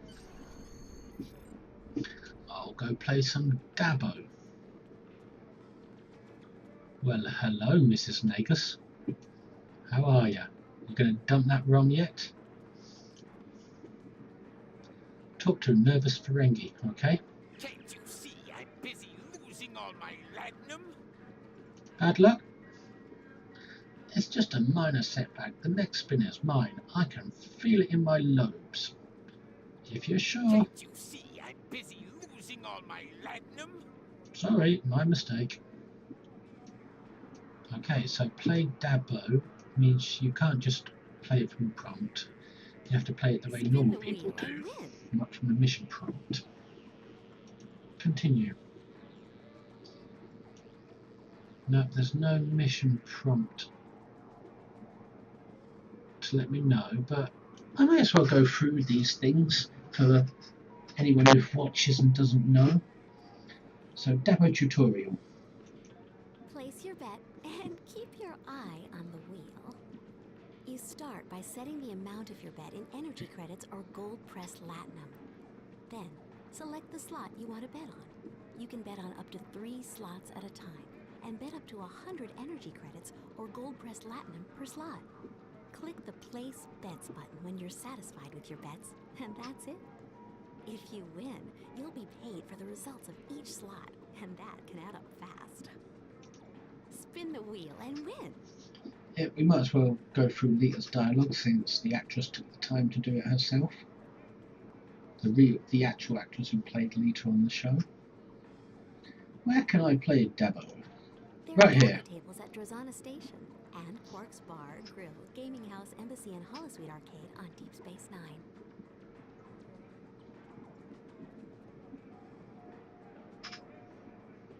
Paradise City on Nimbus. Spin the wheel and win. Tell me more about the Dabo wheel. Our wheels are made on Ferenginar and fully certified by the Ferengi Gaming Commission, so you know your bet is safe and the table is fair. Bet safe Yeah, right. and bet often. Spin the wheel and win. Tell me more about the icons on the Dabo wheel. Each icon on the wheel has 3 values: color, number, and shape. The colors are red, green, and blue. There is no color on the inner ring. The numbers are 1, 2, and 3, and the shapes are squares, circles, and triangles. The more matches you make, the more you win. See? This is easy. That's why so many people love to play Dabo. Spin the wheel and win. Are there any special icons on the wheel that I need to know about? Yes. The swirls are wild, which means that they count as any color, shape, or number. Wild icons count for Dabos, and a Dabo made up of all wild icons is the second highest payout in the game. The yellow shapes are quarks. You'll get extra high payouts with quarks, and a quark Dabo is the biggest win you can get. The gray shapes are DS9s. They have a high payout too, and a DS9 Dabo will fill your pockets with latinum. Black holes are purple. They're null spots. Too many of them and you won't win at all. Spin the wheel and win. What can I win? All bets are paid out in gold-pressed latinum. There's a full listing of the payout schedule on the info button. There are vendors on Drozana Station and DS9 that have special items that can only be purchased with latinum. Oh, and remember, if you don't play, you can't win. Spin the wheel and win. There's a lot of dialogue here. What is a Dabo? Dabo! If you match all the colors, numbers, and shapes in a single slot, you win a Dabo. That's when all the latinum will start adding up. You'll be able to buy your own moon in no time. Yeah, right. Spin the wheel and win. Can I play with my friends? Of course you can. Everyone bets on the same wheel. Your bets are represented by red lights, and the other players have yellow lights. You can hover your cursor over those lights to see who's playing and how much they're betting. The highest winner is reported each round to the entire table, and if you click the last 5 games button, you can see your history of play. Spin the wheel and win. Tell me about Dabo with Lita. Dabo with Lita is a fully licensed product of Quark Enterprises. All rights reserved. Spin the wheel and win. Tell me about yourself, Lita. Sure thing. I'm Lita, the First Lady of the Ferengi Alliance, but I used to live on Deep Space Nine and run these tables. After the Dominion War ended, I left DS9 with Rob to live on Ferenginar. He's Grand Nagus, you know, and I'm so proud of him. But my old boss Quark was losing profit, so he talked me into posing for this hologram. I'm still not sure it was a good idea, but Quark is family. I had to help him out. And if the players are happy with a hologram, well, who am I to judge? Spin the wheel and win. Okay, I think we've gone through all the dialogue now. Yep, so we just play the Dabo now. So we'll place our bets at 0, so this will be 1, and this will be 35, and 10 energy credits place.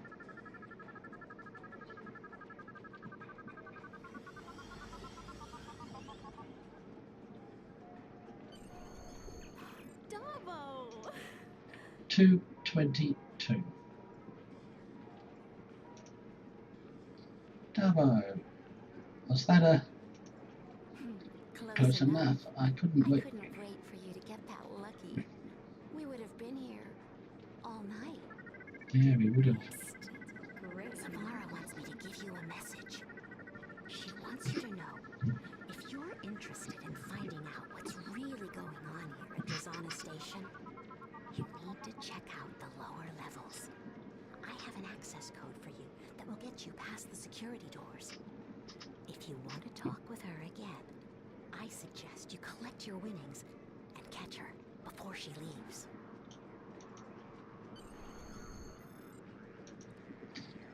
Did I claim the Latinum? I don't have to claim it, it's automatic, I think. Past 5 games.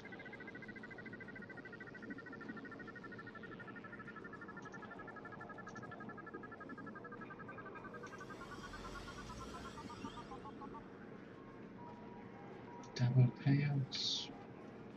So there's a scoreboard. I'll have to look into that at some point. I don't really want to now. Waste time like that. Talk to Nervous Ferengi. Has his conversation changed? No. So let's catch Samara before she leaves. I'm not in the mood for a chat right now, thanks. She must have reprogrammed the hologram to tell me to give me the access code. Are you ready to talk now?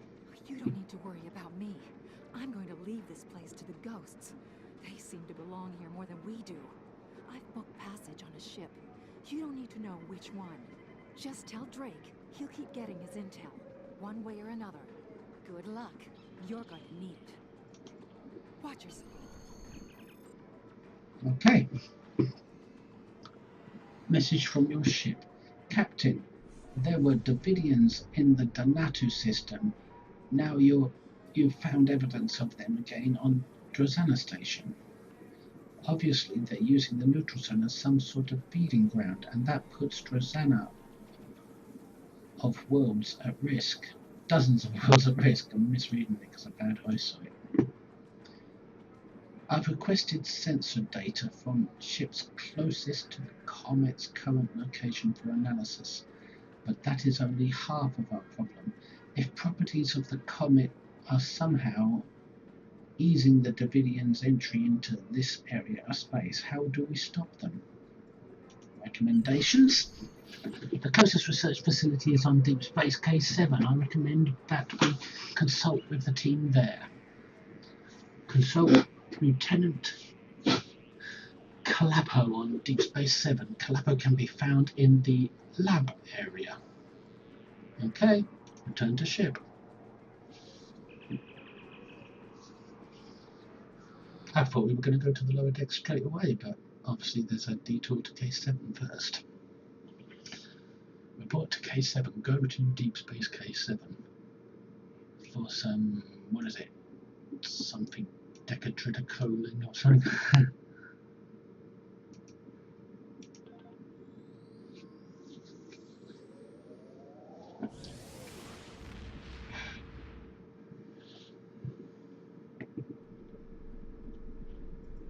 Right.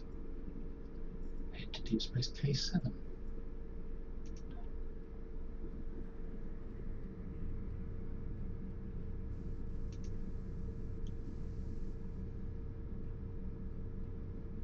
Wow, that's slow.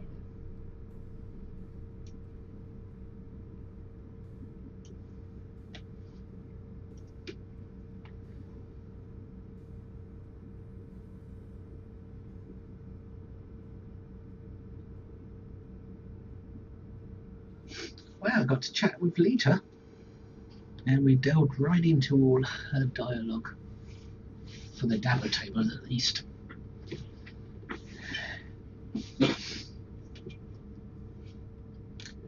And everything Lita's done in this game has been voiced by the actress who played Lita on Deep Space Nine, which is really good.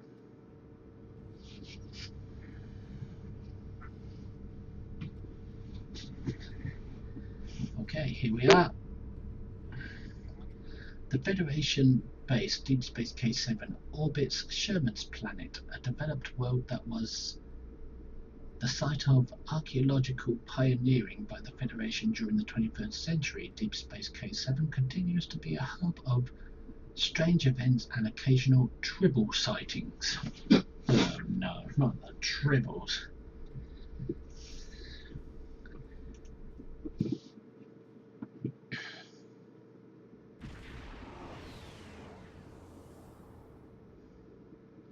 Oh, somebody's got a Constitution class.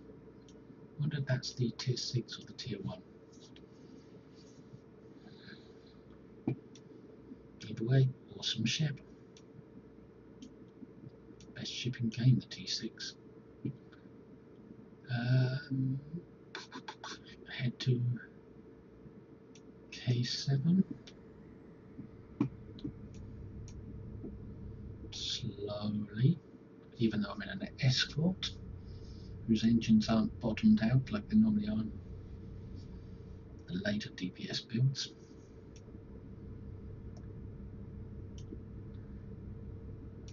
You'd think with those long engines this would go a little faster. It looks like at high speeds these engines will be ripped off at high manoeuvres. Escorts are supposed to do high manoeuvres, so why have they got engines like that? Engines that will be sheared off from inertia.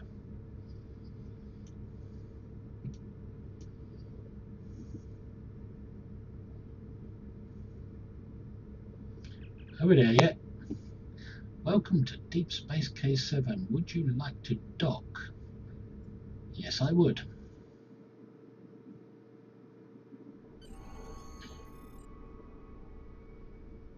So consult with Lieutenant Calapo.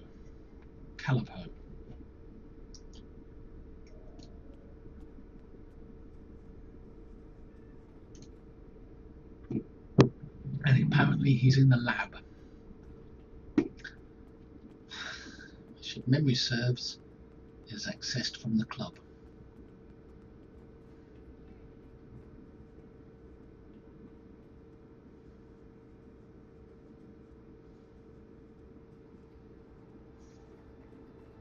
Yep. There we go.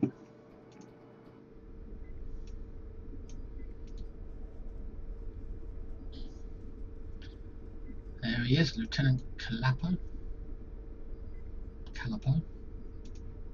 How can I help you? Well, first of all, you can stop looking so alien.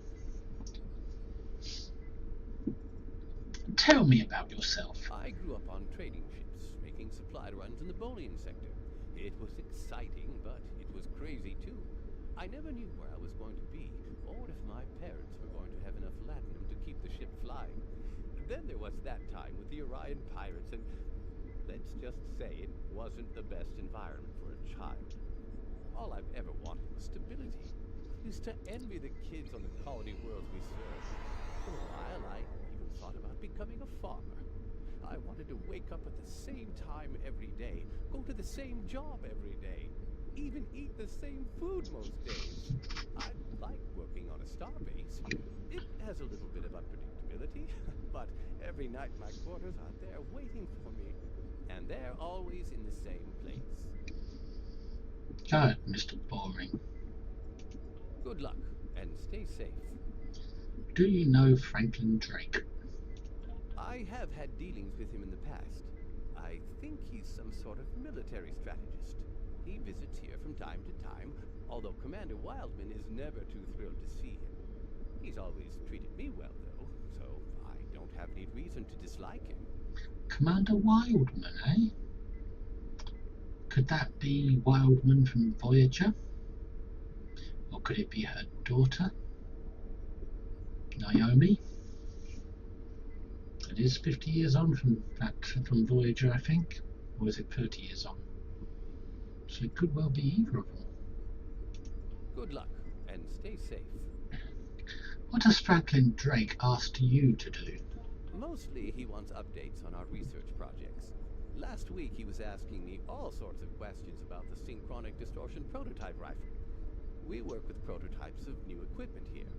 I'll bang on something for months to find out all of its advantages and problems before it's sent into the field to be used by Starfleet.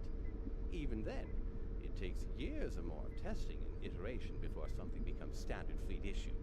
And most equipment never makes it that far.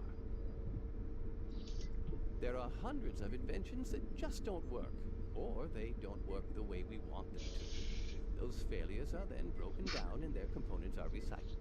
We have to keep everything secure.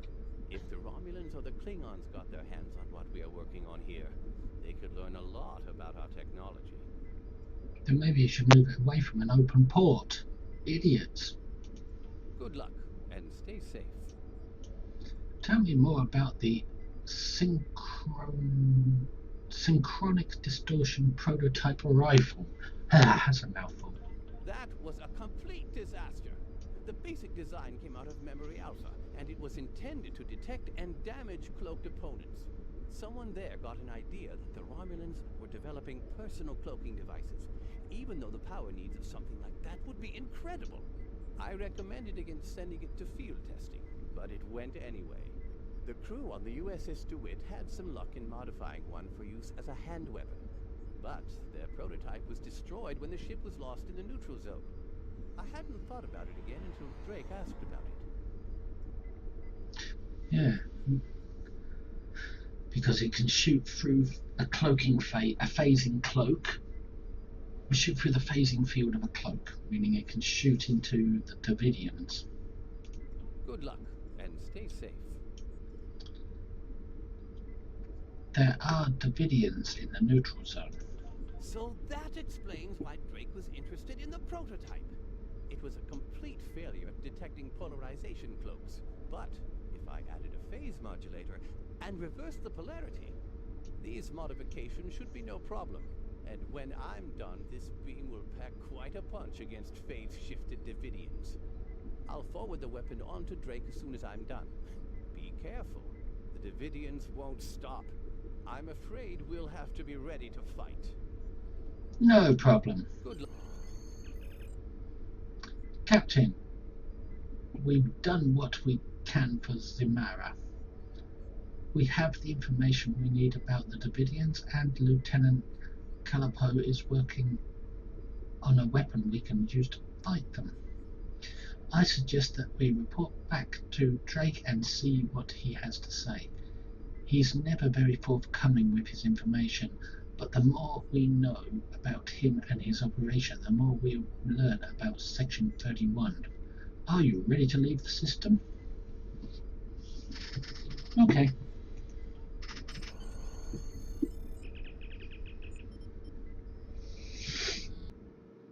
So why aren't we fighting the Klingon War? Why are we doing all this back channel stuff with Davidians when we should be focusing on the enemy itself and not get sidetracked? Captain Picard, Captain Sisko, all those guys off fighting the Klingons. Well, I've got to just hang around outside of the battle and handle anyone who's taking advantage of things like the Davidians and the Cardassians. Yeah, it's not good. I want to be on the front lines. Welcome to Deep Space K7. Would you like to dock? Not now. Report to neutral zone contact. Good work. Zamara may think she has slipped my noose, but I always have ways of keeping tabs on her. I take special care to know all about people in whom I have interest. You already know that, don't you? The ghosts that Zamara mentioned concern me, however. You already encountered Davidians once. It's likely they're on Drozana Station as well. And I won't let them use Federation citizens as food. Lieutenant Kalapo has completed work on the synchronic distortion prototype rifle. That was quick. It should help you when you're ready to enter the lower levels of Drozana. Drake out. So that's the end of Spin the Wheel. It was all about just introducing us to the Dabber Wheel, I think. But that's fine. Dabber's a good game. So, let's get the prototype weapon then. Why would anyone else choose something other than that? Until next time. Congratulations, Commander. Accolade complete. Commander ability rank 1. He's going to give us a new mission. Let's give it a moment and wait for that new mission. It's clear the Davidians are more of a problem than we initially thought. We know they're in the neutral zone. Now we know they're on Drozana Station as well, and according to Zamara, there have already been deaths there. In addition, she indicated that the lower levels of the station were a trouble spot. Those levels aren't used as part of the club there, and they haven't been maintained for years, and Ferengi are, of course, quite reticent to put any effort into maintenance that isn't absolutely necessary. That means we don't really know what's down there. Zamara's code should get you access. Take a lift down and check it out. Previous Starfleet encounters with Davidians have indicated that they will create nests around the temporal portals they use, so keep an eye out for anomalies. If we find the portal, we'll know where and when the Davidians are feeding. Oh, and I expect it to be messy down there. Don't forget to take an emergency beacon. Okay, so it's back to Drozana to win one of these. Trial pattern enhancer, which is like a ground cloak if you stay within its field, of course. Until next time. So,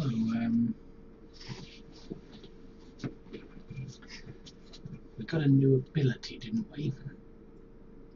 Nope. 22. Commander space ability, experience points earned, ramming speed. We've now got ramming speed. So we should be able to place that on the ship somewhere, if it isn't already on my toolbar.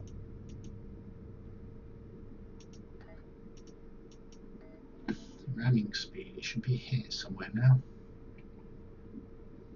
There it is. Let's drag it. Not that we're probably ever going to use it, especially not in a tiny little escort like this. And when I get to 23, I'll get more duty officers.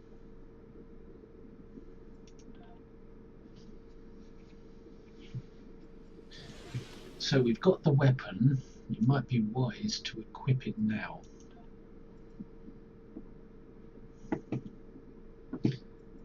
Oh yes, I added a new ability, so the loadout needs saving again. And we're not going to need a bat'leth against a hologram. So we'll bring that weapon out instead.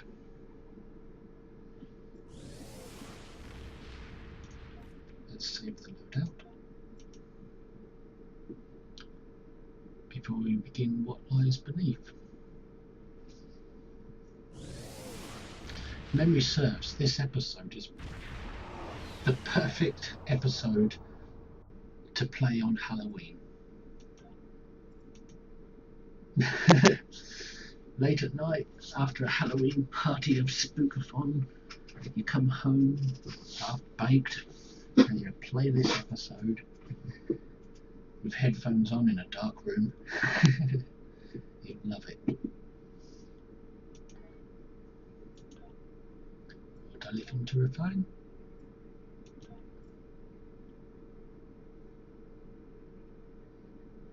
Oh, did we get anything from playing that episode?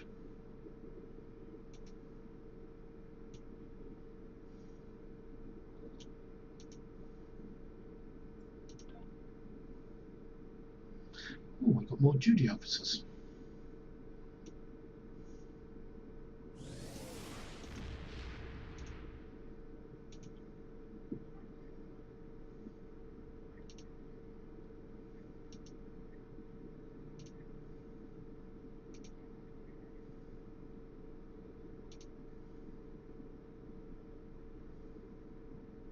We're going to get something from this episode. There's going to be a temporal probe in this episode as well.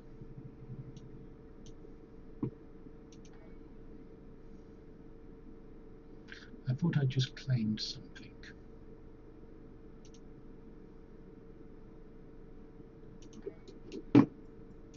Yeah, I did. I got duty officers.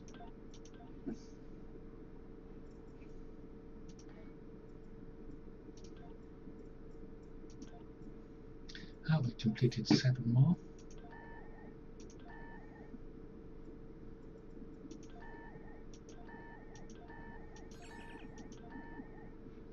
And Lieutenant Ferrer is informing us that we've completed another level in our duty officer assignments, development rank 1.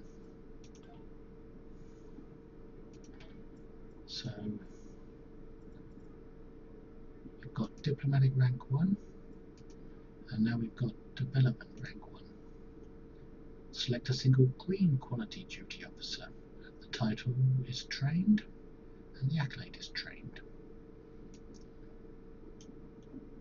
So we've got 2 officers we can collect from Lieutenant Ferrer. 2 duty officers, but we're going to save them for later, because we already got a bunch from Temple Agent. So let's go back to Drozana.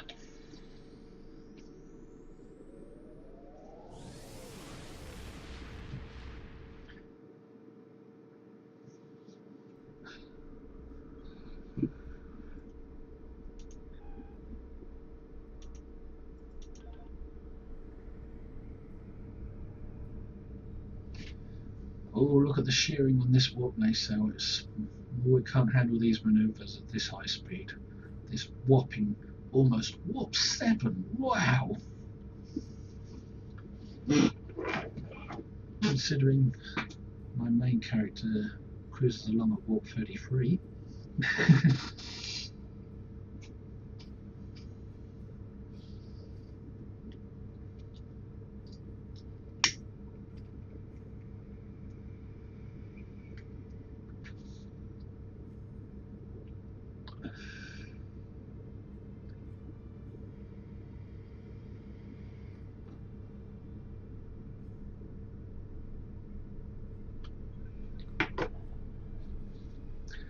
Go to Drozana. Welcome to Drozana!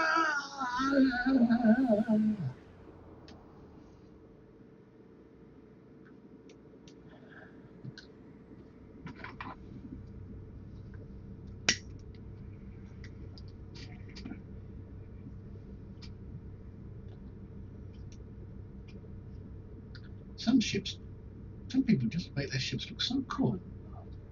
I mean, look at that one, that's lovely.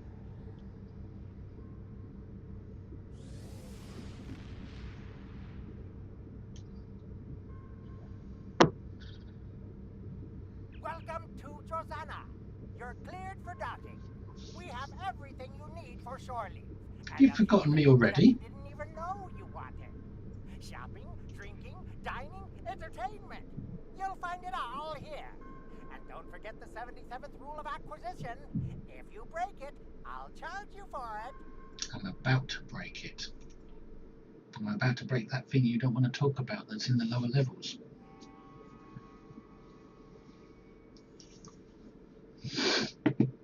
We'll play this episode, then we'll call it a day for this video.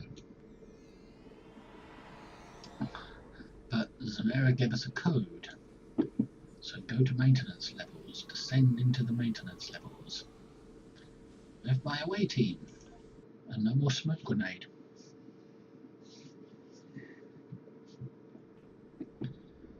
Dun, dun, dun. It's spooky down here. Sir, I'm reading temporal fluctuations and trionic energy in these levels of the station.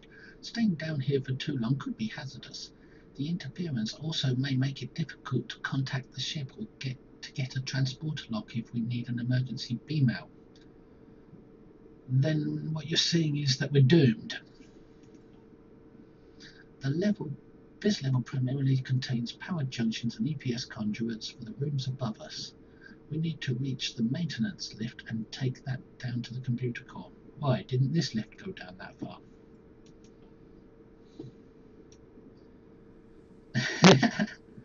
Ooh, the eyes, the eyes! Look at the eyes. They're glowing like gold. Whoops, wrong show. Anyway, I wonder if we've got any more things here to put on first.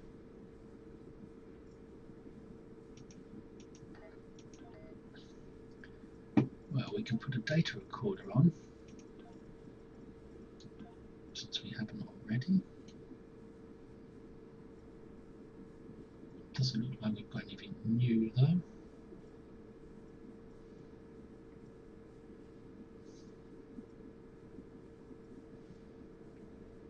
No, nothing new.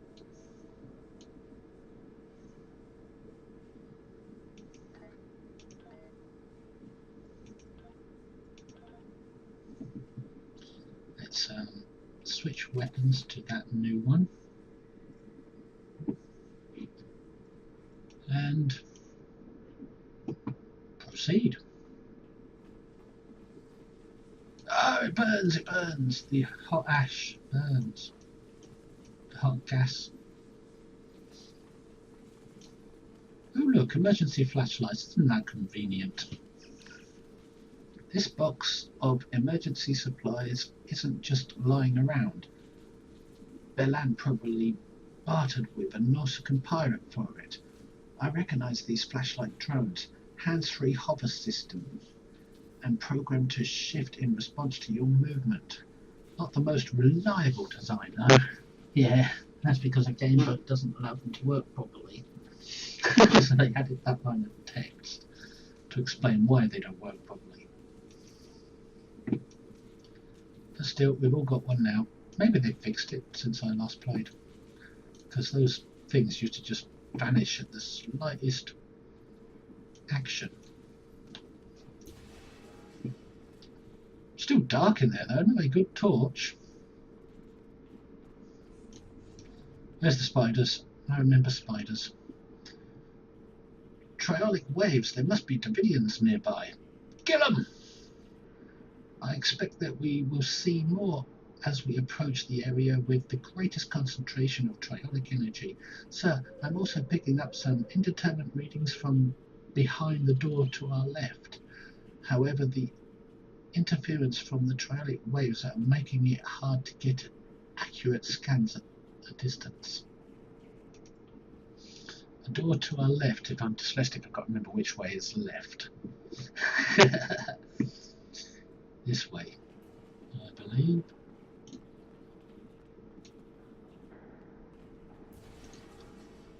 Oh, crap. Kill it! No, couldn't kill it. Where's my torch gone? Who stole my torch?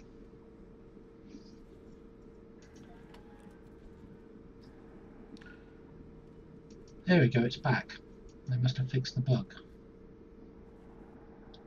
Though it looks dark on this side, and if I turn around, bright on this side, it's backwards. Scan Ferengi. Are you dead? This Ferengi suffered from triolic radiation poisoning. It seems that he's been here for a while, sir. Even if the Davidians couldn't use his neural energy, it's still dangerous to be too close to their nest. There's nothing we can do for him now due to the temporal flux disrupting the transporters. We can't even beam the body out. Once we get out of here, we can notify station security. Okay, if that's what you wish. What's through here?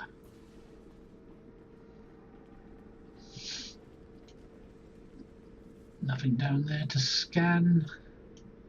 There's a computer there. Find a maintenance lift. What's this computer doing? Check power distribution grid. Captain, it appears that the maintenance levels are suffering from intermittent power problems. The EPS conduits are probably overloaded due to the temporal fluctuations. This station's pretty old, sir, and many of these components are more than a century old. I'm seeing triolic surges near the maintenance lift and across multiple levels, but nothing that can be consistently tracked. Okay, but where are you? There you go, you jumped out of nowhere. What's in here? What's going on?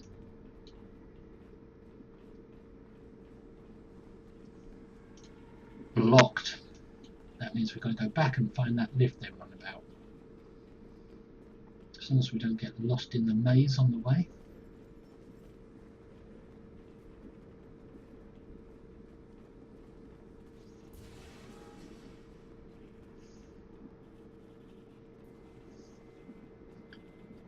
There's another door here. Locked. That's the maintenance lift, but let's check out other places first. Because I like to explore.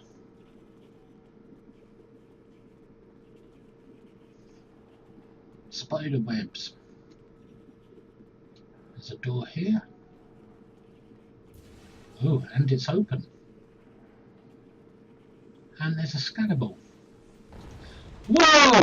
What the hell? What's the matter with you? Shucking things down on me like that. I'll give you what for.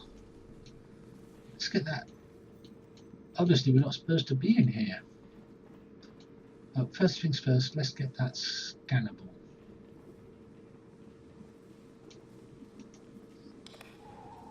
And nasty git dropping something down on me like that. I mean, what's his problem? I'm just walking around here. Why does he want me dead? What did I ever do to him? What's through here? That looks like a power core that doesn't work. No scannable.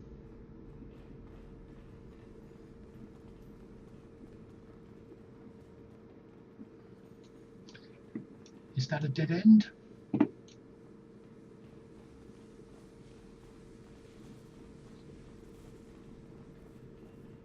Yep. And what's over this way?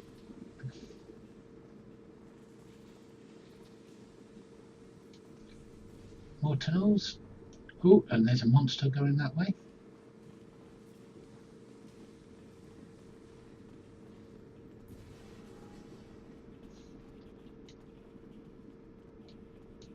Spider! And there's the new weapon.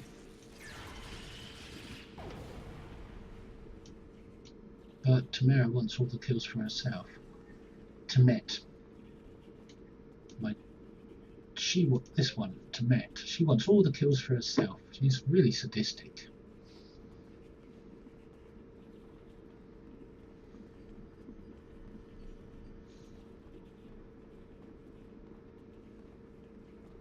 Another door here.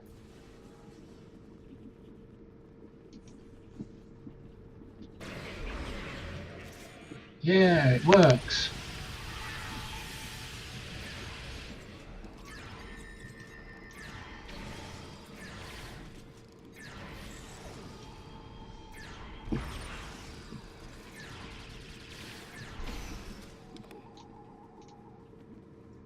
I think we're getting ahead of ourselves a bit by going through this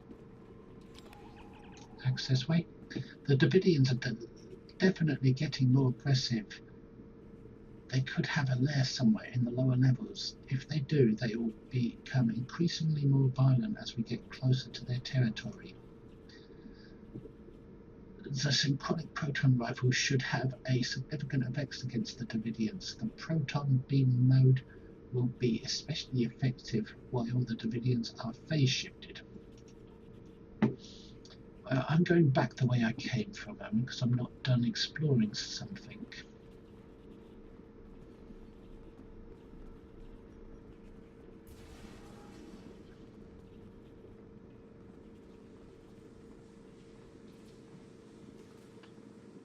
There's a lift. So how come there's two places to go? And wasn't there another place out here?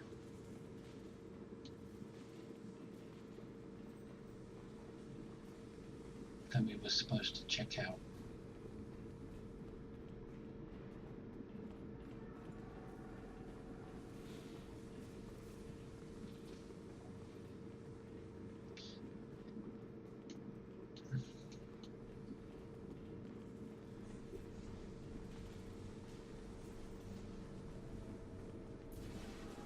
Yeah, this was the original starting place, and there's a lift here as well. Examine door. Looks like this door is stuck, sir. We'll have to find another way around. One of the side maintenance passages should have an alternate route. Spider-Man, where are you? The creatures are attacking us. Tillette! My God, woman! You really are a sadistic bitch. So we were on the right track anyway. We just didn't check what would have been a waste of time to check, the broken door.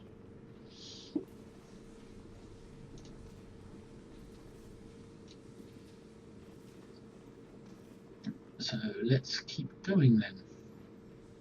It was this way, I believe, wasn't it?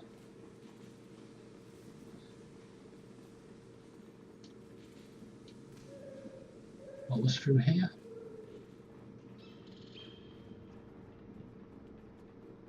Nothing we can gain access to.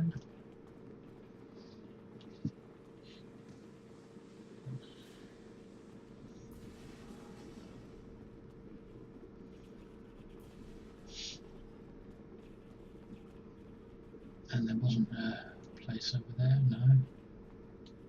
Not that I can see. So yeah, we were on the right track, we just skipped a step. So it's down into the dark depths of hell.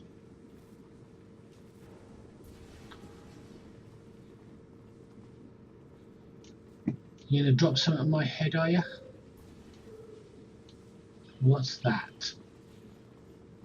Nothing there we can do? No.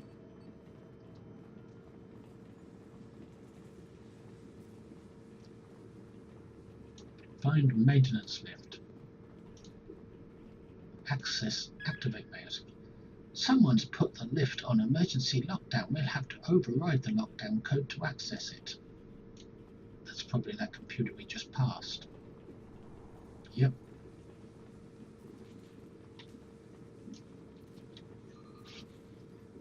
The Davidians won't like this. That should do it. I wonder why someone would lock down the lift in the first place. I know why.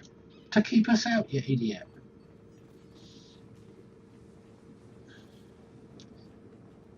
Which means they're not going to be happy that we're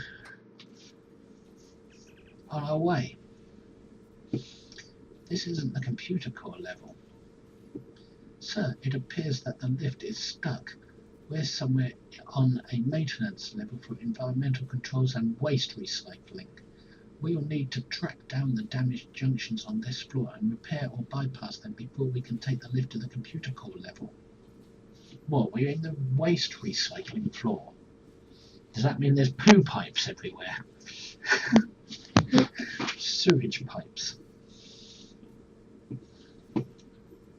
Grand Nagus used to work in waste extraction on Deep Space Nine, wading hip deep in poo. Especially when it's Bolians, it's horrible. Oh, spiders! I'll kill that family of spiders.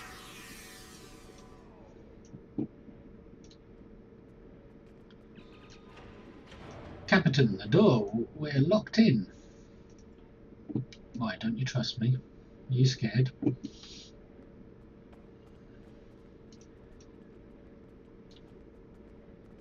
If memory serves, well, first we'll go up there and have a look. New respawn point unlocked.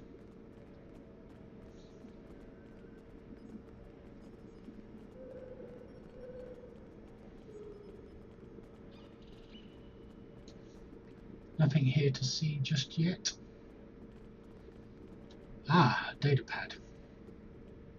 Anything down there? No scannables? No crates to unlock?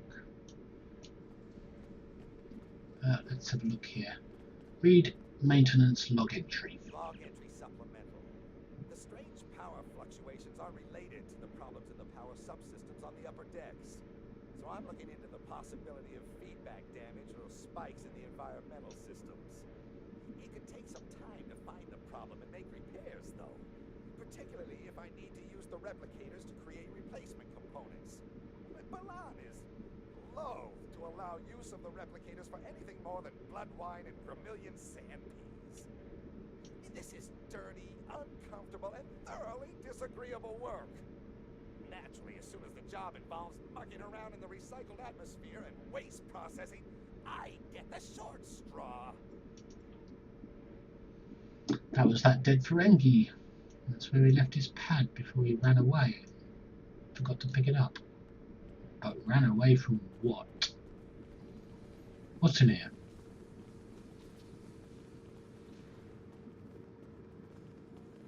Oh, it's a computer. Hello, computer. Hello, computer.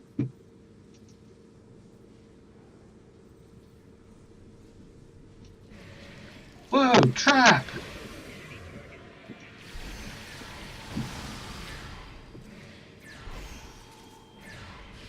Nice cover shield.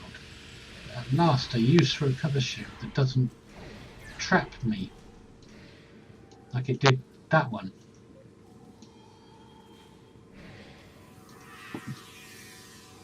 Can't target it. I can't target.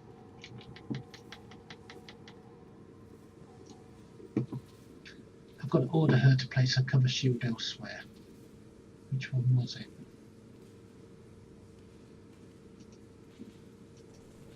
She can't. The cover shield is trapped Davidium, and as a result, can't shoot it.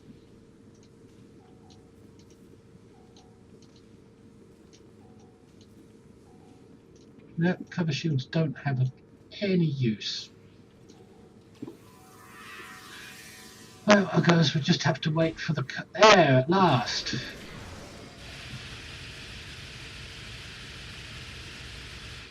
Okay, Tamet. Good God, you're so bloodthirsty.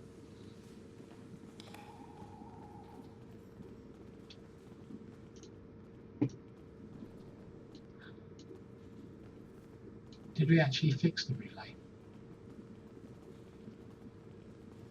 Yeah, we did.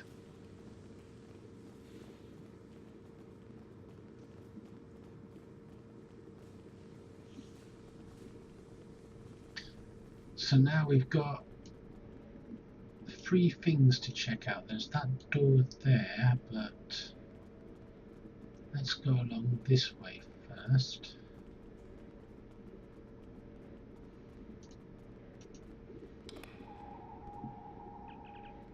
Someone's locked the door with an encryption key. It looks like the key itself is a kiloquad long. So, if we don't find that key, we could be stuck here for a long time. Are you there, Captain? Your signal is... There's too much interference, so it looks like we're on our own.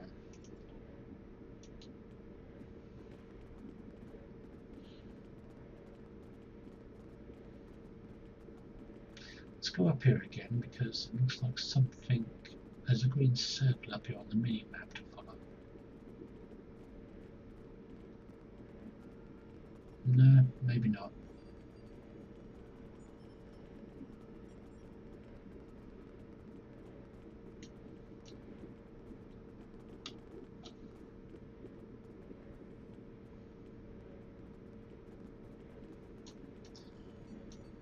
Then we must just have to continue.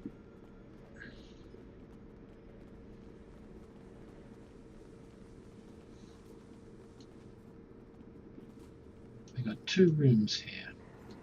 Let's try this one first. We'll locate the encryption key.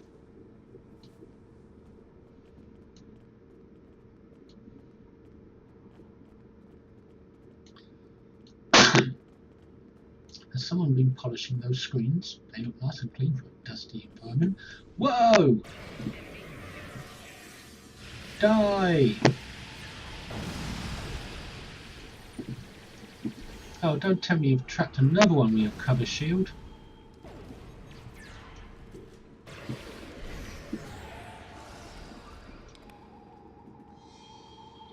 Any more, you effers? No? Then let me access my computer in my house, my Federation house. Right, that's repair or reroute control relays. We've done one. We've done the bypass. Now we've got to do a reroute. Activate backup relay 4. Look for the encryption key. So we can't get up there. There's no scannables up there. So let's go across to this other room.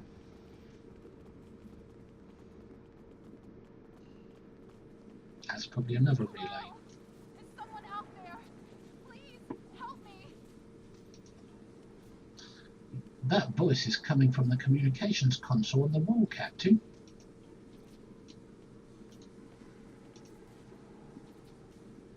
Hello? Is someone there? Who is this? You have to help me. I came down here to check on one of the atmosphere regulators, and someone shot me. Who shot you? I'm not sure. I didn't get a good look. He was so fast. Please, you have to find a way to open this door and get me out of here. I'm activating the manual override. Try to reach the release lever. Oh, Prophet, no. He's back. No. She's dead, Jim.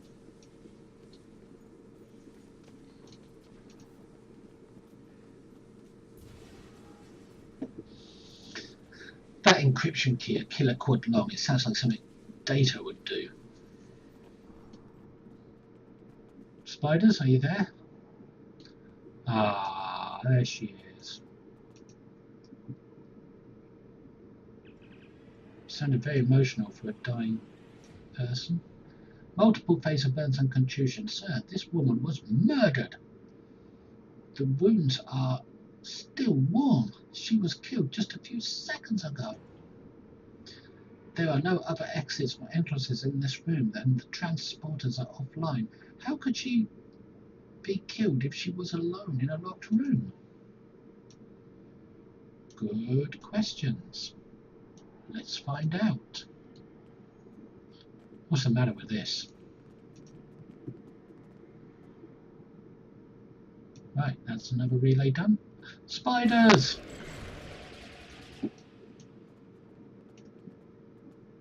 Fried spiders.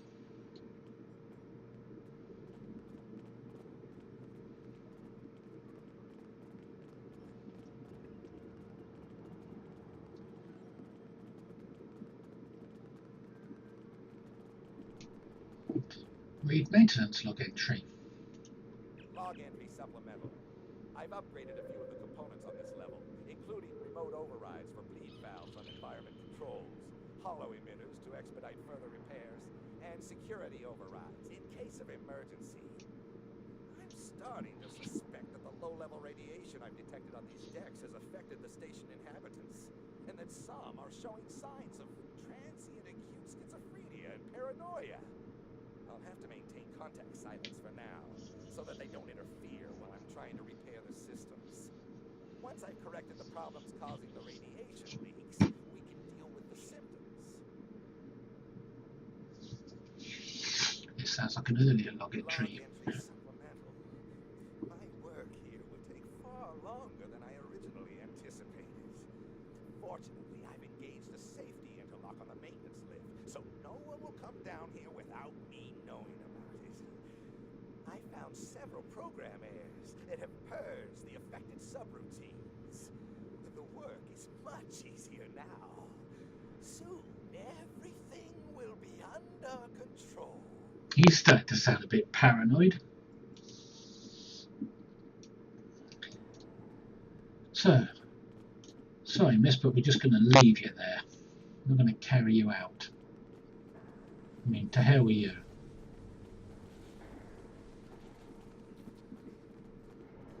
So we've checked both rooms now, which means we go deeper into the facility.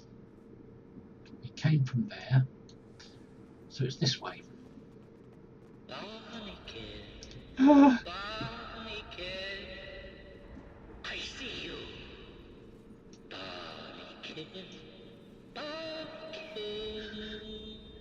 what will you do? That gives me shivers every time. I love it. That is brilliant.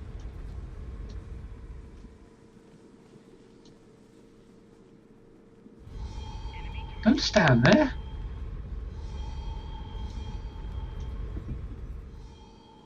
Wow, they just stood there and let themselves get burned.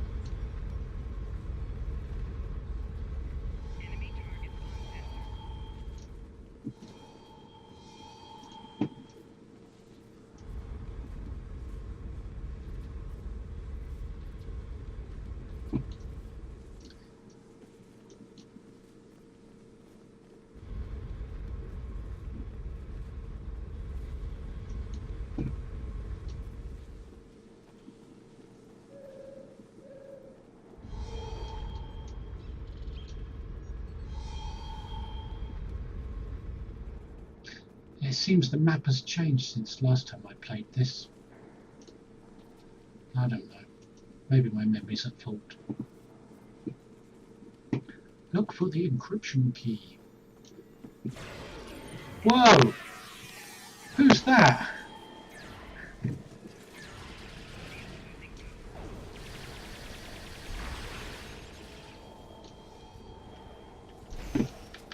Whoa, I don't want to die.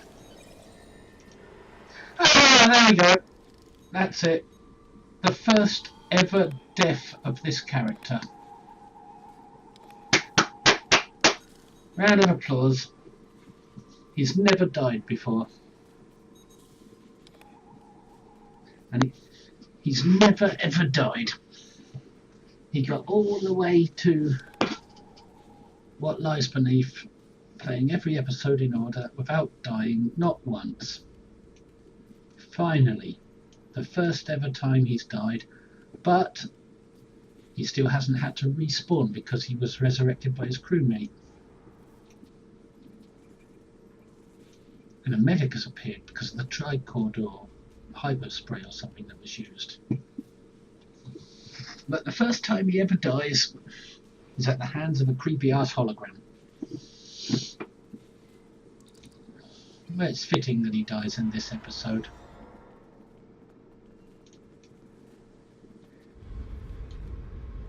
So, do we go this way or that way? I mean, where do we go from here?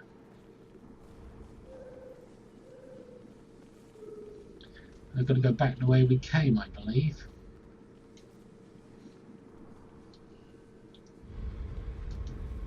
Yeah. I'm kind of upset that he died, but He did get pretty far before dying. I mean, all the way to Commando without dying. That's not bad.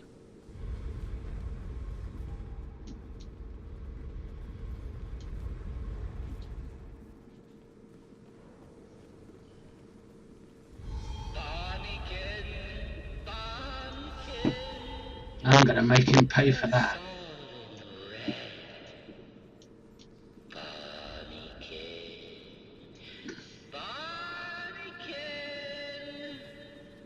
You're gonna pay for what you did.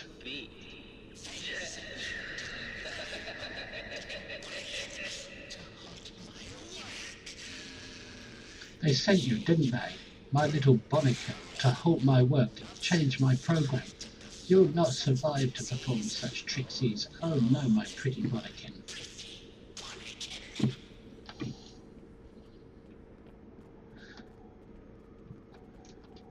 Can't target him.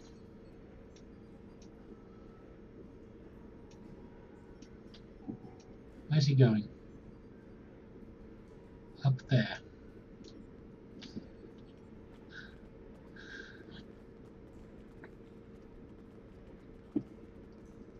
I'm angry at this guy. He killed me. There he is, down there again.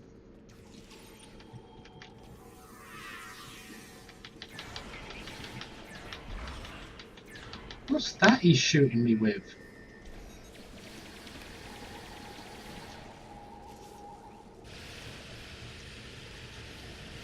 It's killing me, and there's no counter to it. Well, that's not fair. Something that kills you. I even popped off a hypo to heal me, and it still killed me. It's not fair. It's like the game says, now's the time you're going to die, and there's no avoiding it. I don't want to respawn, so hopefully my crew will help me respawn.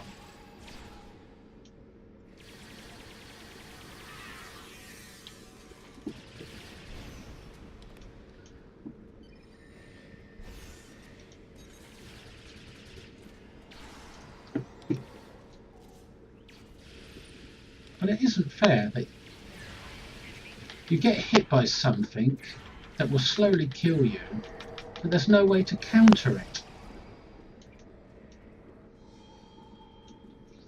No, nothing you can acquire at this level that will counter it. A malfunctioning hologram. No wonder.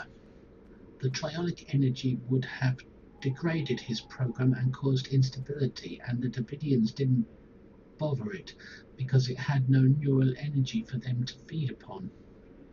Sir, it looks like the encryption key for the door might correspond to a subroutine embedded in the hologram's mobile emitter. We should be able to use it to open the door. Mobile emitters are still rare outside of Starfleet, Captain. The staff here must have spent quite a lot of Latin to obtain one. If you ask me, Bilan might be selling more than drinks and Dabo. It would be best if someone keeps an eye on him, but I have a feeling Franklin Drake is doing just that. I have a feeling Franklin Drake's behind it all.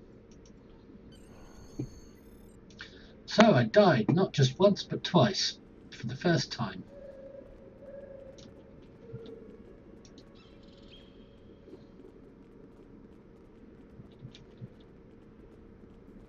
Pick up the loot, and there's supposed to be a probe here somewhere. A temporal probe. There's something with a circle there. That's the way out. Take the lift out. But I want to find that probe.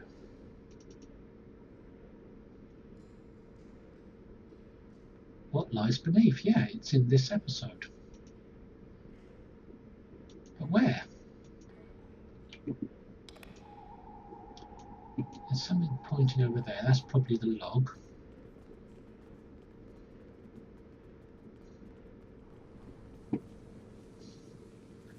But there's supposed to be a temporal probe around here somewhere.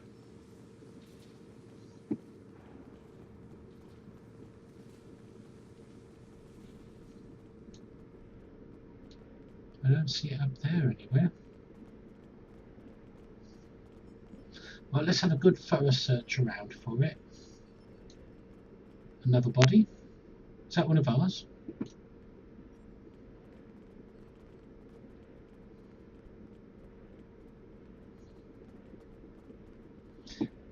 Knowing my luck, this temporal probe will probably be located after we've used the turbolift.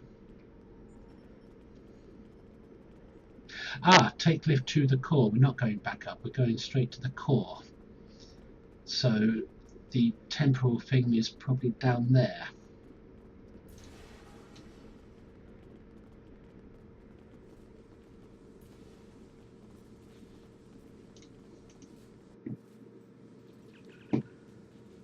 This is it. We've made it to the computer core level.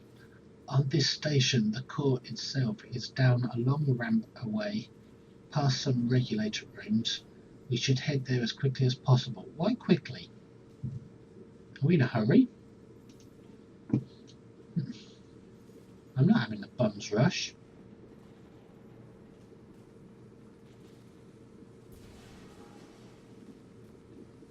No more Davidians?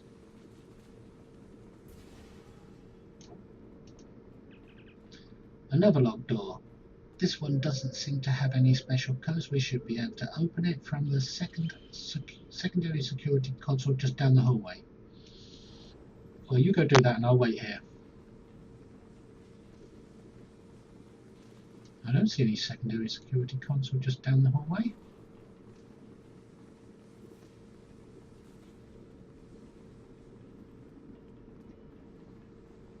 That was the door we came through.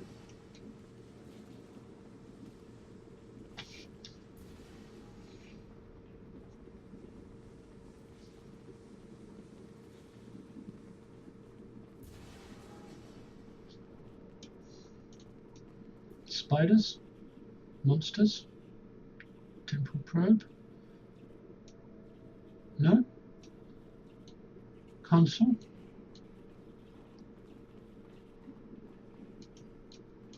Oh, that's a big screen.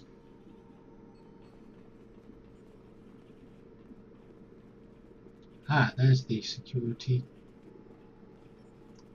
secondary thingamajiggy.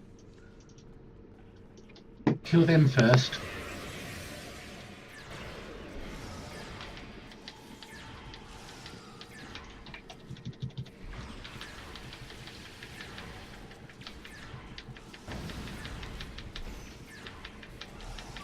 Come on, Tonette. If ever I needed you to slaughter things, now's the time.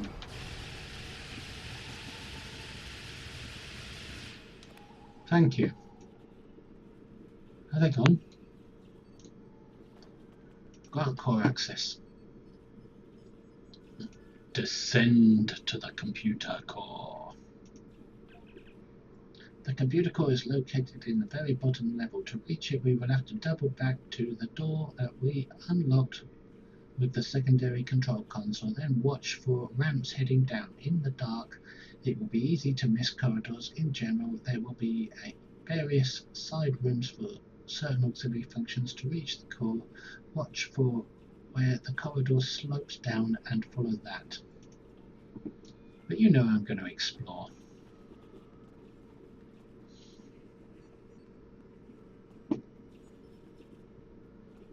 That damn hologram killed me twice. Not happy. First deaths of cold temporal agent. Right, this was the room.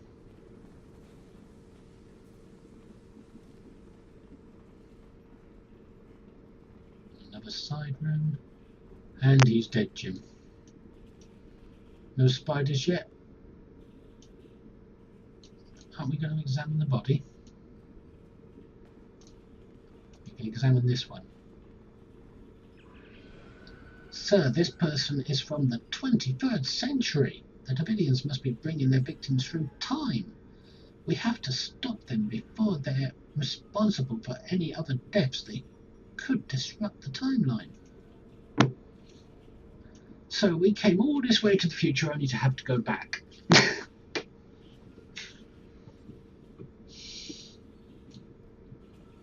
Well, there's something there, but let's look around first. Of course. Look around. Maybe there's some spiders to kill that would drop loot. No? A couple of dead red shirts.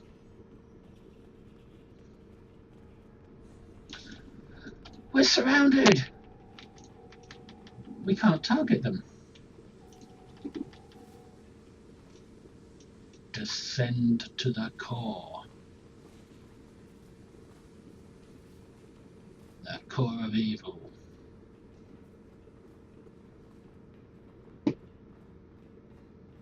Armor descending.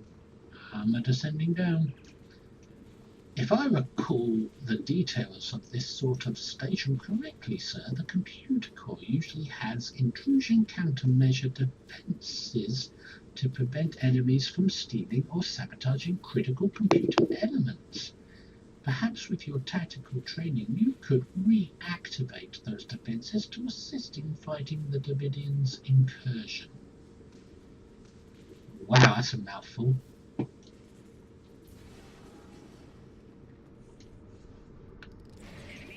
Hey! Don't you shoot that crap at me!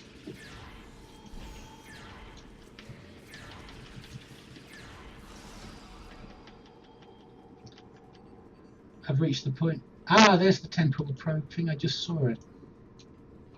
Let's get this out of the way first, though.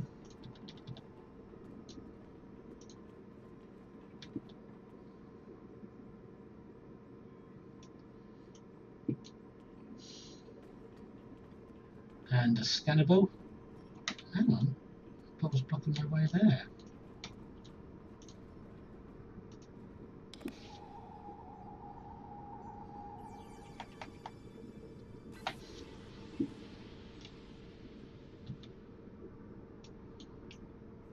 Aha, at last.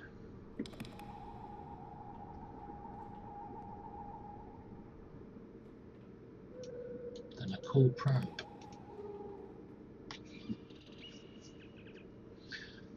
Okay, set the unknown values so the rows and columns of the square all add up to 15. So A would be 4 plus 8 is 12, so A would be 3. 5 plus 7, yeah.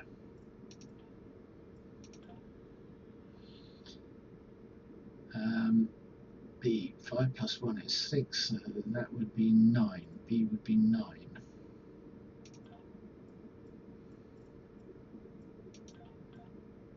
And C, 7 plus 6 is 13, so C would be 2. It worked. The probe seems to be looking for variances in phase. I'm seeing references to Davidian phase states along with those of the sphere builders. Perhaps they're trying to control phase states, a new defense system perhaps. Could be. Grab the data and wipe the probe's memory. Daniels will want a look at this. Take items. Component emitter array. There we go. Which means we've got something else to claim now.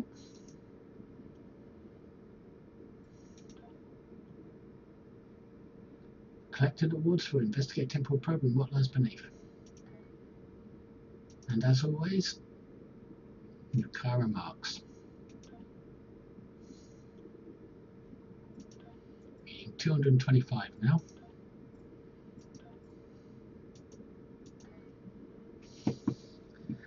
Alright, let's continue to the computer core. Oh, pick up the ball. Descending. Descending, I'm getting scared now, I might die again. This appears to be a regulator room for the computer core's power systems. The Davidians are probably leeching power from the station to keep their gate active. We could use this console to set up a power spike that we could trigger near the computer core, which might disrupt the Davidians and their gate. Yeah, why not? Let's mess them over. Hang on.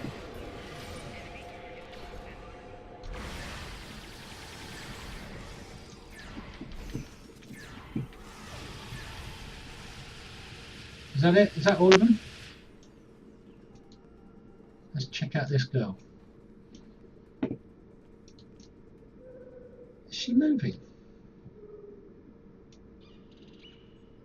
She is. She's moving. So she can't be dead.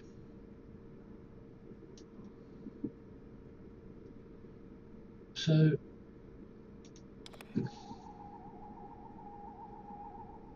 no, that didn't work. What's through here? Any spiders? Or scannables? I mean, you lie there, you like to become spider food.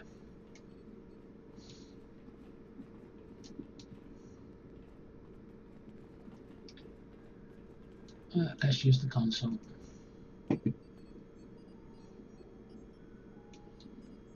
Descend to the core. And leave that girl still alive, just lying there. I think they mean her to be dead, they just haven't taken off the animation. Because that would be unnecessarily difficult. This looks like a field control station for the lower levels of the station. We could set up the field systems here so that we can activate them in the computer core area to counter the Davidians' phasing abilities. That would push them out of sync with our universe. Looks like we're going to have a lot to do when we get to the core. Oh, the lights are on. No Davidians. Trying to stop us this time. Well, it looks like they ripped down the ceiling, hoping that would stop us.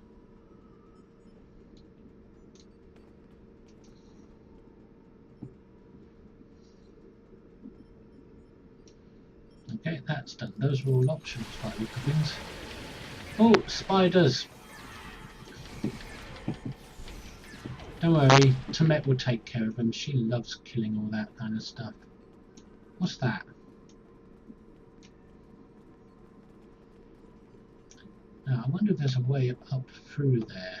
I doubt it, but you never know. It never hurts to look.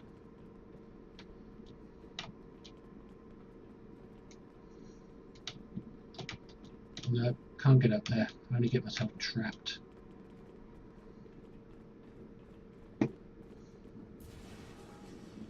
Right, keep heading down. Hey! Where are you going? Stand and fight, you cowards. You evacuating? You finally got the message that I'm gonna win?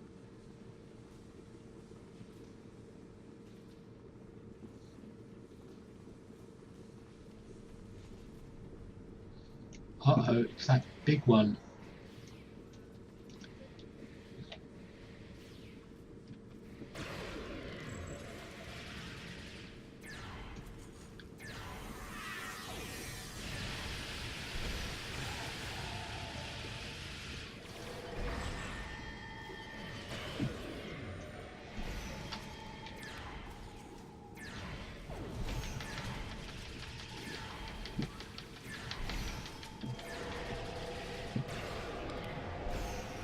Disruptor disturber.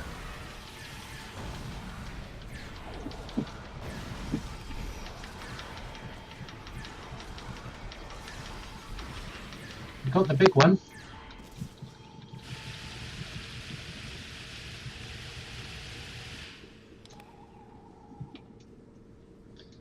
We got the big one, but there's no chance of getting that Davidian cane, is there? Sir, the Davidian's time portal heads back to the 23rd century. There's no telling how much trouble the Davidians may be causing in the past.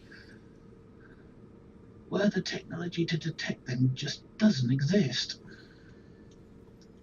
Once we get readings on the portal, we should take them back to Deep Space Case 7. Their computing facilities are far more extensive than what we have on the Stitching Time B, and they might be able to find a way to shut down the portal.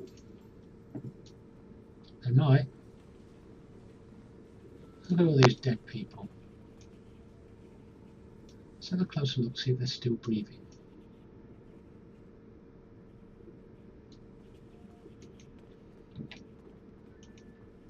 Are you breathing? Yeah, you're still moving. Are the guys moving?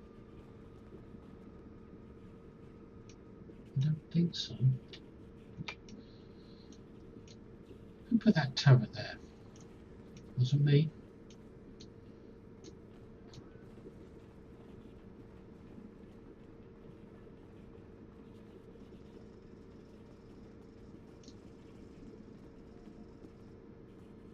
Can I hear music? Let's just check options. Go to audio.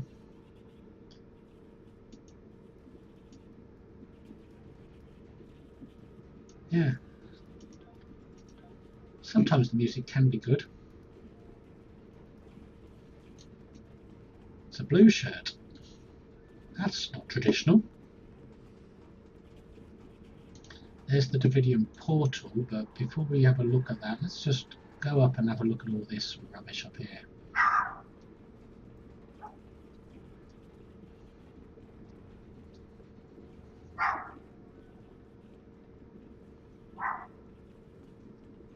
Just for curiosity's sake.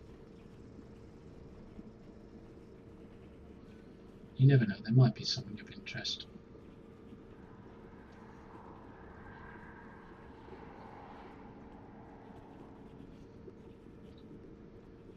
Anyway.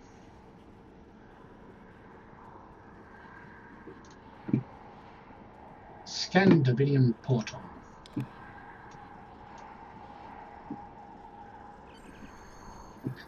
The distortion from the portal is intense here, and it's difficult to process all of this information. We should at least be able to compensate enough to beam out, though. We need to take this information back to the nearest starbase, K7, for analysis. Their computers are powerful enough to process it. Okay then, looks like the episode is done, so beam out.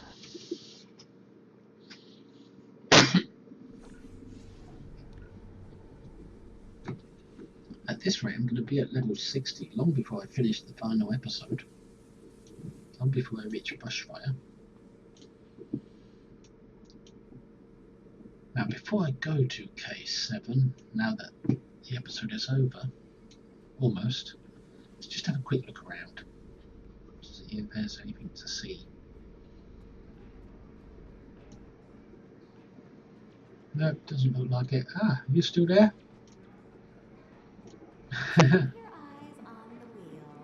I used to love doing that, running around the corners there.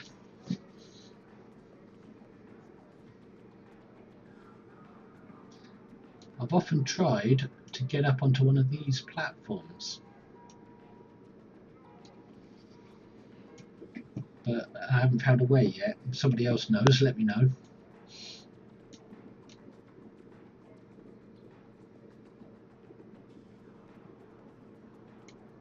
Up where these cargo crates are. I love exploring alternate perspectives.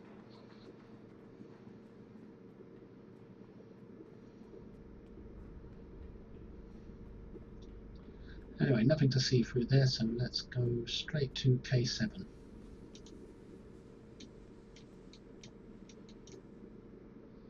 I thought there was a prompt. No, we just have to hit the button and hope.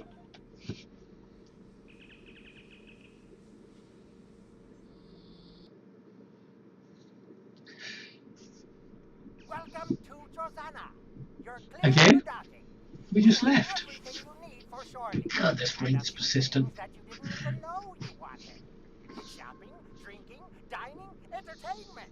You'll find it all here. And don't forget the 77th rule of acquisition. If you break it, I'll charge you for it. We don't want to dock, so cancel. And launch quantum torpedoes at the station's power core. Just to kill that Ferengi.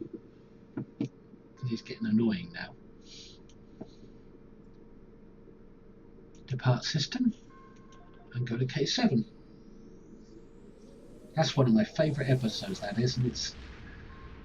I was going to have to die on this character eventually, and it's fitting that it died in one of my favourite episodes, probably my very favourite.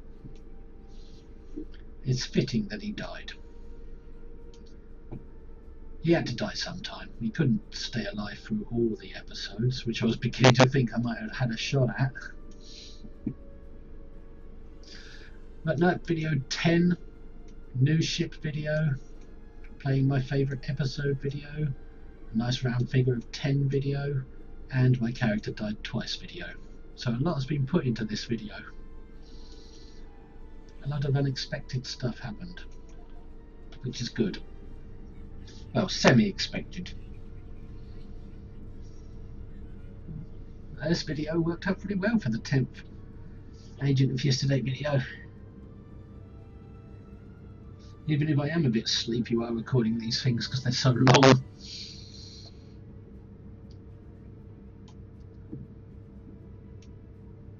Anyway, where's K7? There it is. Looks like K13.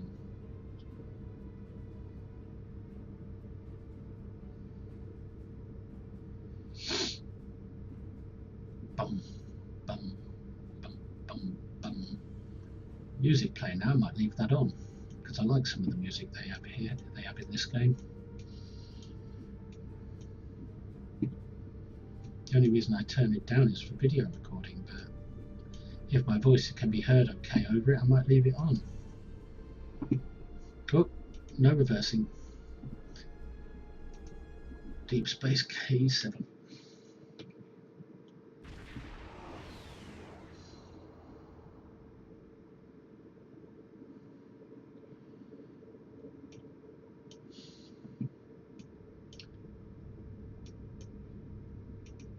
Bit of full impulse assistance.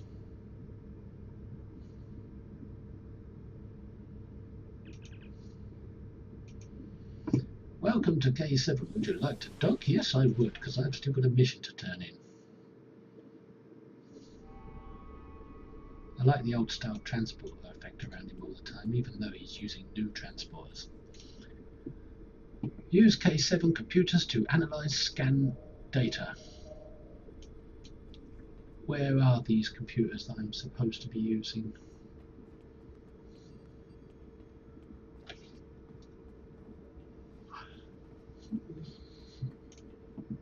Talk to Captain Mackenzie Colehorn from the fictional book series. I've got that book series on my bookshelf somewhere. It's a damn good one. I can't see it in the dark right now, so I can't tell you what it is, but New Frontier, is it?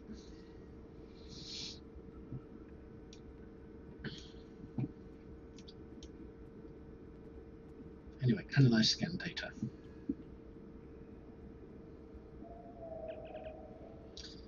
Preliminary analysis. Temporal incursion consistent with Davidian time portal technology. Approximate linked data. Stardate 2715.6, Earth Standard Year 2265. Davidian portal based on phase-shifted tachyon spin supported by draw from Drosana Station power supply. Can the portal be safely closed or used? Portals suffer from instability due to quantum particle entanglement with phase-shifted particles. Portal can be enlarged or accessed with modulated directed energy when phase-shifted entangled matter reaches critical point. Sir, this means that when the triolic energy surges peak, we could remodulate an energy weapon, even a hand phaser, to use the portal and travel back in time. We could stop the Davidians at the source. Return to your ship and hail your contact. So, that's the end of what lies beneath. Will he hail us before? Now that we know the Davidians have a portal to the past and approximately where they are focusing their attention, I see no other choice than to send you and your crew back there to stop them before they kill again. I'll be honest, time travel is a tool. At times, it is a useful one. I know Starfleet has hundreds of regulations about temporal incursions, but my job is to preserve the Federation, not make Admiral Quinn and the rest of the suits at Starfleet Command happy. If we break a few rules along the way, so be it. I need to make some preparations before you can proceed. I will contact you when the time is right. Drake out. Excuse me, but we're not just protecting the lives of the Federation's citizens, we're also protecting their ideals. Because without their ideals, there would no longer be a Federation. There'd be something else, like an empire. So, Mr. Drake, you are wrong. You cannot protect an organisation by violating its fundamental rules. If an organisation violates its rules, it's not the organisation it's pretending to be. Anyway, collect reward, which is what we're going to need for the next episode. Until next time. Congratulations, Commander. And I just got promoted to level 23. And we might as well stick that on the device slots because we're going to be using it. Obviously, the Davidians have found a way to harness this surge of triolic energy. The existence of the Davidian portal means they're traveling freely between the station in the present and in the past. Since 23rd century technology can't detect the Davidian phase shift, that time period is rife with potential victims. The only choice now is to stop the incursion at the source. You'll have to take that portal into the past and find out how the Davidians are creating this new surge of triolic energy. Stop them and find a way back without altering the timeline. Don't worry about temporal investigations. I'll pull a few strings. They'll never know you were gone. Best to keep your team small, just in case. Huh! Yeah, liberty of this guy. Ah, we'll get an all-style twin phaser. I've already got some, but still, good enough. Could do with another blue one. Until next time. So, we don't need a surfboard. And we didn't get many pickups from that. No, not many loot drops. But we can put on energy things. We didn't get much from playing these last few episodes, have we?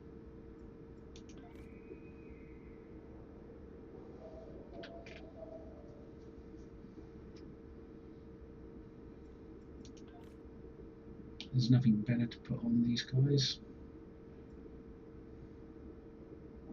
Oh, the shielding's a little better.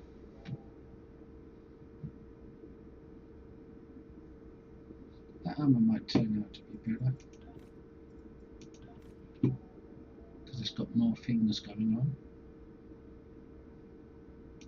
Yeah, you can have that armor. And that shield.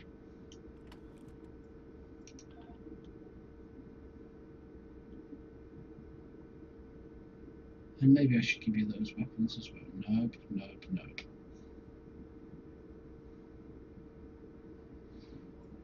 What about her weapon? Nope, obviously not.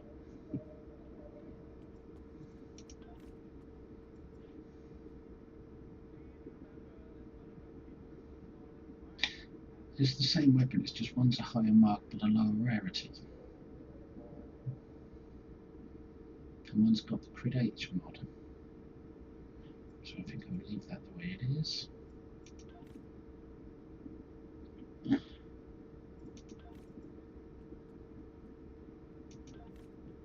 Now her current armor's better. This shield is better.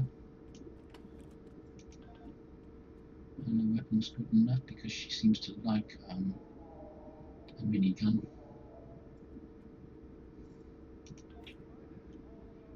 Him, he can do with a better shield.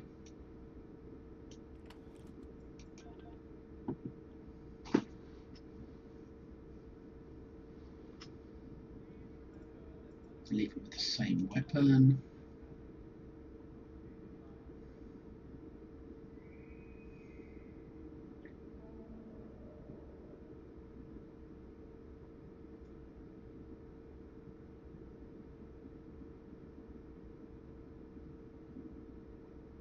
I think that shield might be better.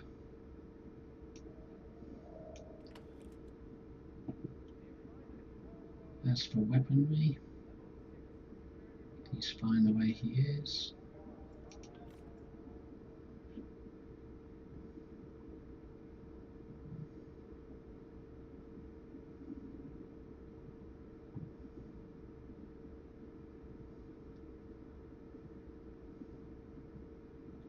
Should be better with that shield.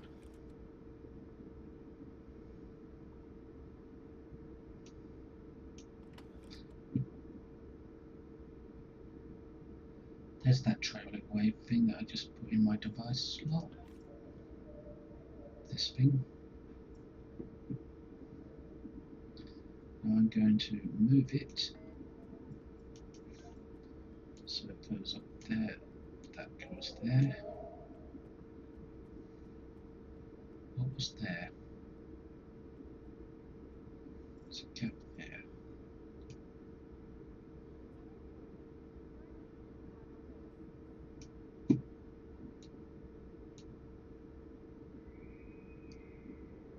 Oh yeah, the surfboard was there.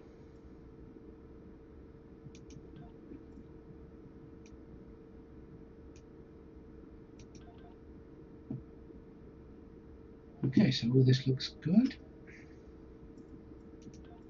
Stations, traits, skills. We've probably got more skill points, which we have. 3 more skill points. None of them ground. Which means this is weapon amplification. This skill increases the bonus damage that your weapons inflict when landing a critical hit. This skill increases the chance that your weapons will critically hit. Put one in each.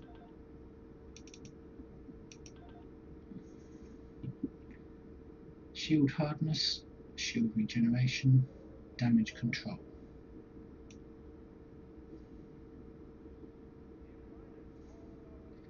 Question is, where do I want to put the next point?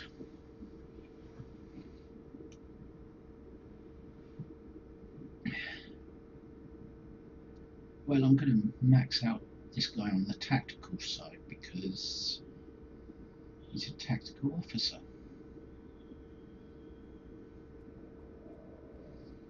So I'm thinking instead of regeneration, I would improve my critical hit chance.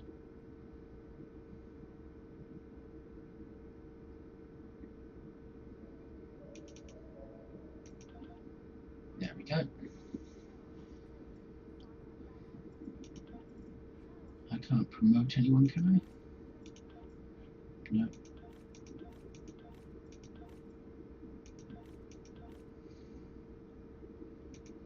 I don't have a new bridge officer.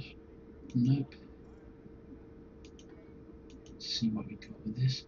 Duty officers awarded. That's it.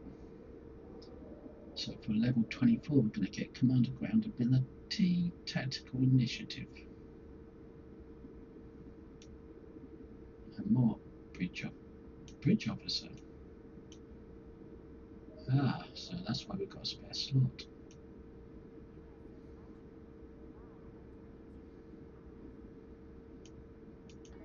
Anyway, we've played the episode now, and this video's gotten a bit long because we've done 2 pretty good episodes. And it's video 10. So, speaking of Lieutenant Farah, you received the following award.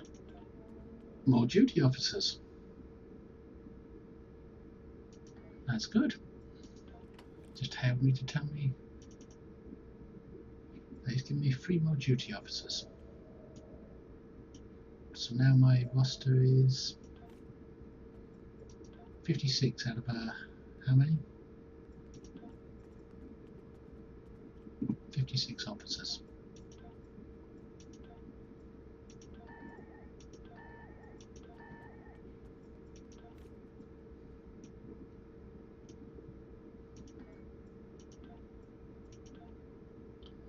Find some deal. And beam up to ship.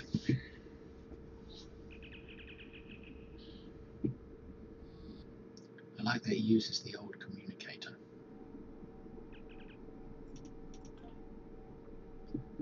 Now we've got to go to Tusana for the next mission, so although I won't be playing that mission in this video, I'm going to go and send my ship headed that way so that it's ready for when I do video 11.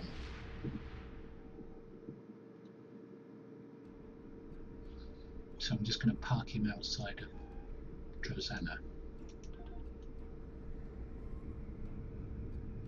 to play the time travel episode, Everything Old is New, where he gets to visit his time period of origin.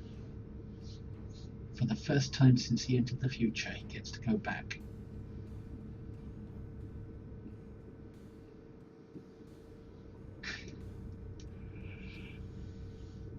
I mean, the Enterprise crew did talk to him on the original series of Space Dock before Daniels recruited him. So when he goes back onto Everything Old is New, they should recognise him, shouldn't they? Ah, they said, have we met before?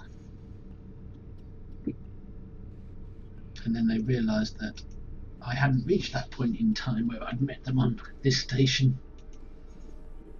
So they kept their mouths shut, thinking, figure it out later.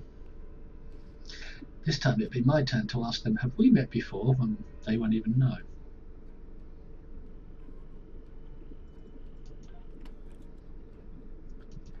Yeah, so last time I met the Enterprise crew for the first time, whereas they were meeting me for the second time because they remembered this episode that I hadn't done yet. Now when I go back to see them, I'll remember them from Earth Space Dock, which they haven't done yet. Time travel.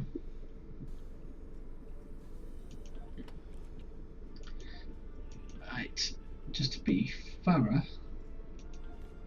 so that every moment of this character's life is recorded, let's check assignments. And it looks like there's none available.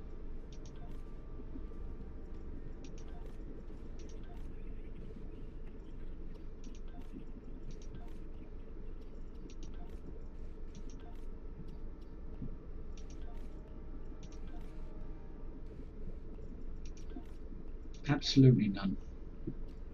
What I normally do is I check current map, then I check personal, then I go into department, check the first officer, and then the two ones that are to do with tactical, because I'm a tactical officer, and then the rest.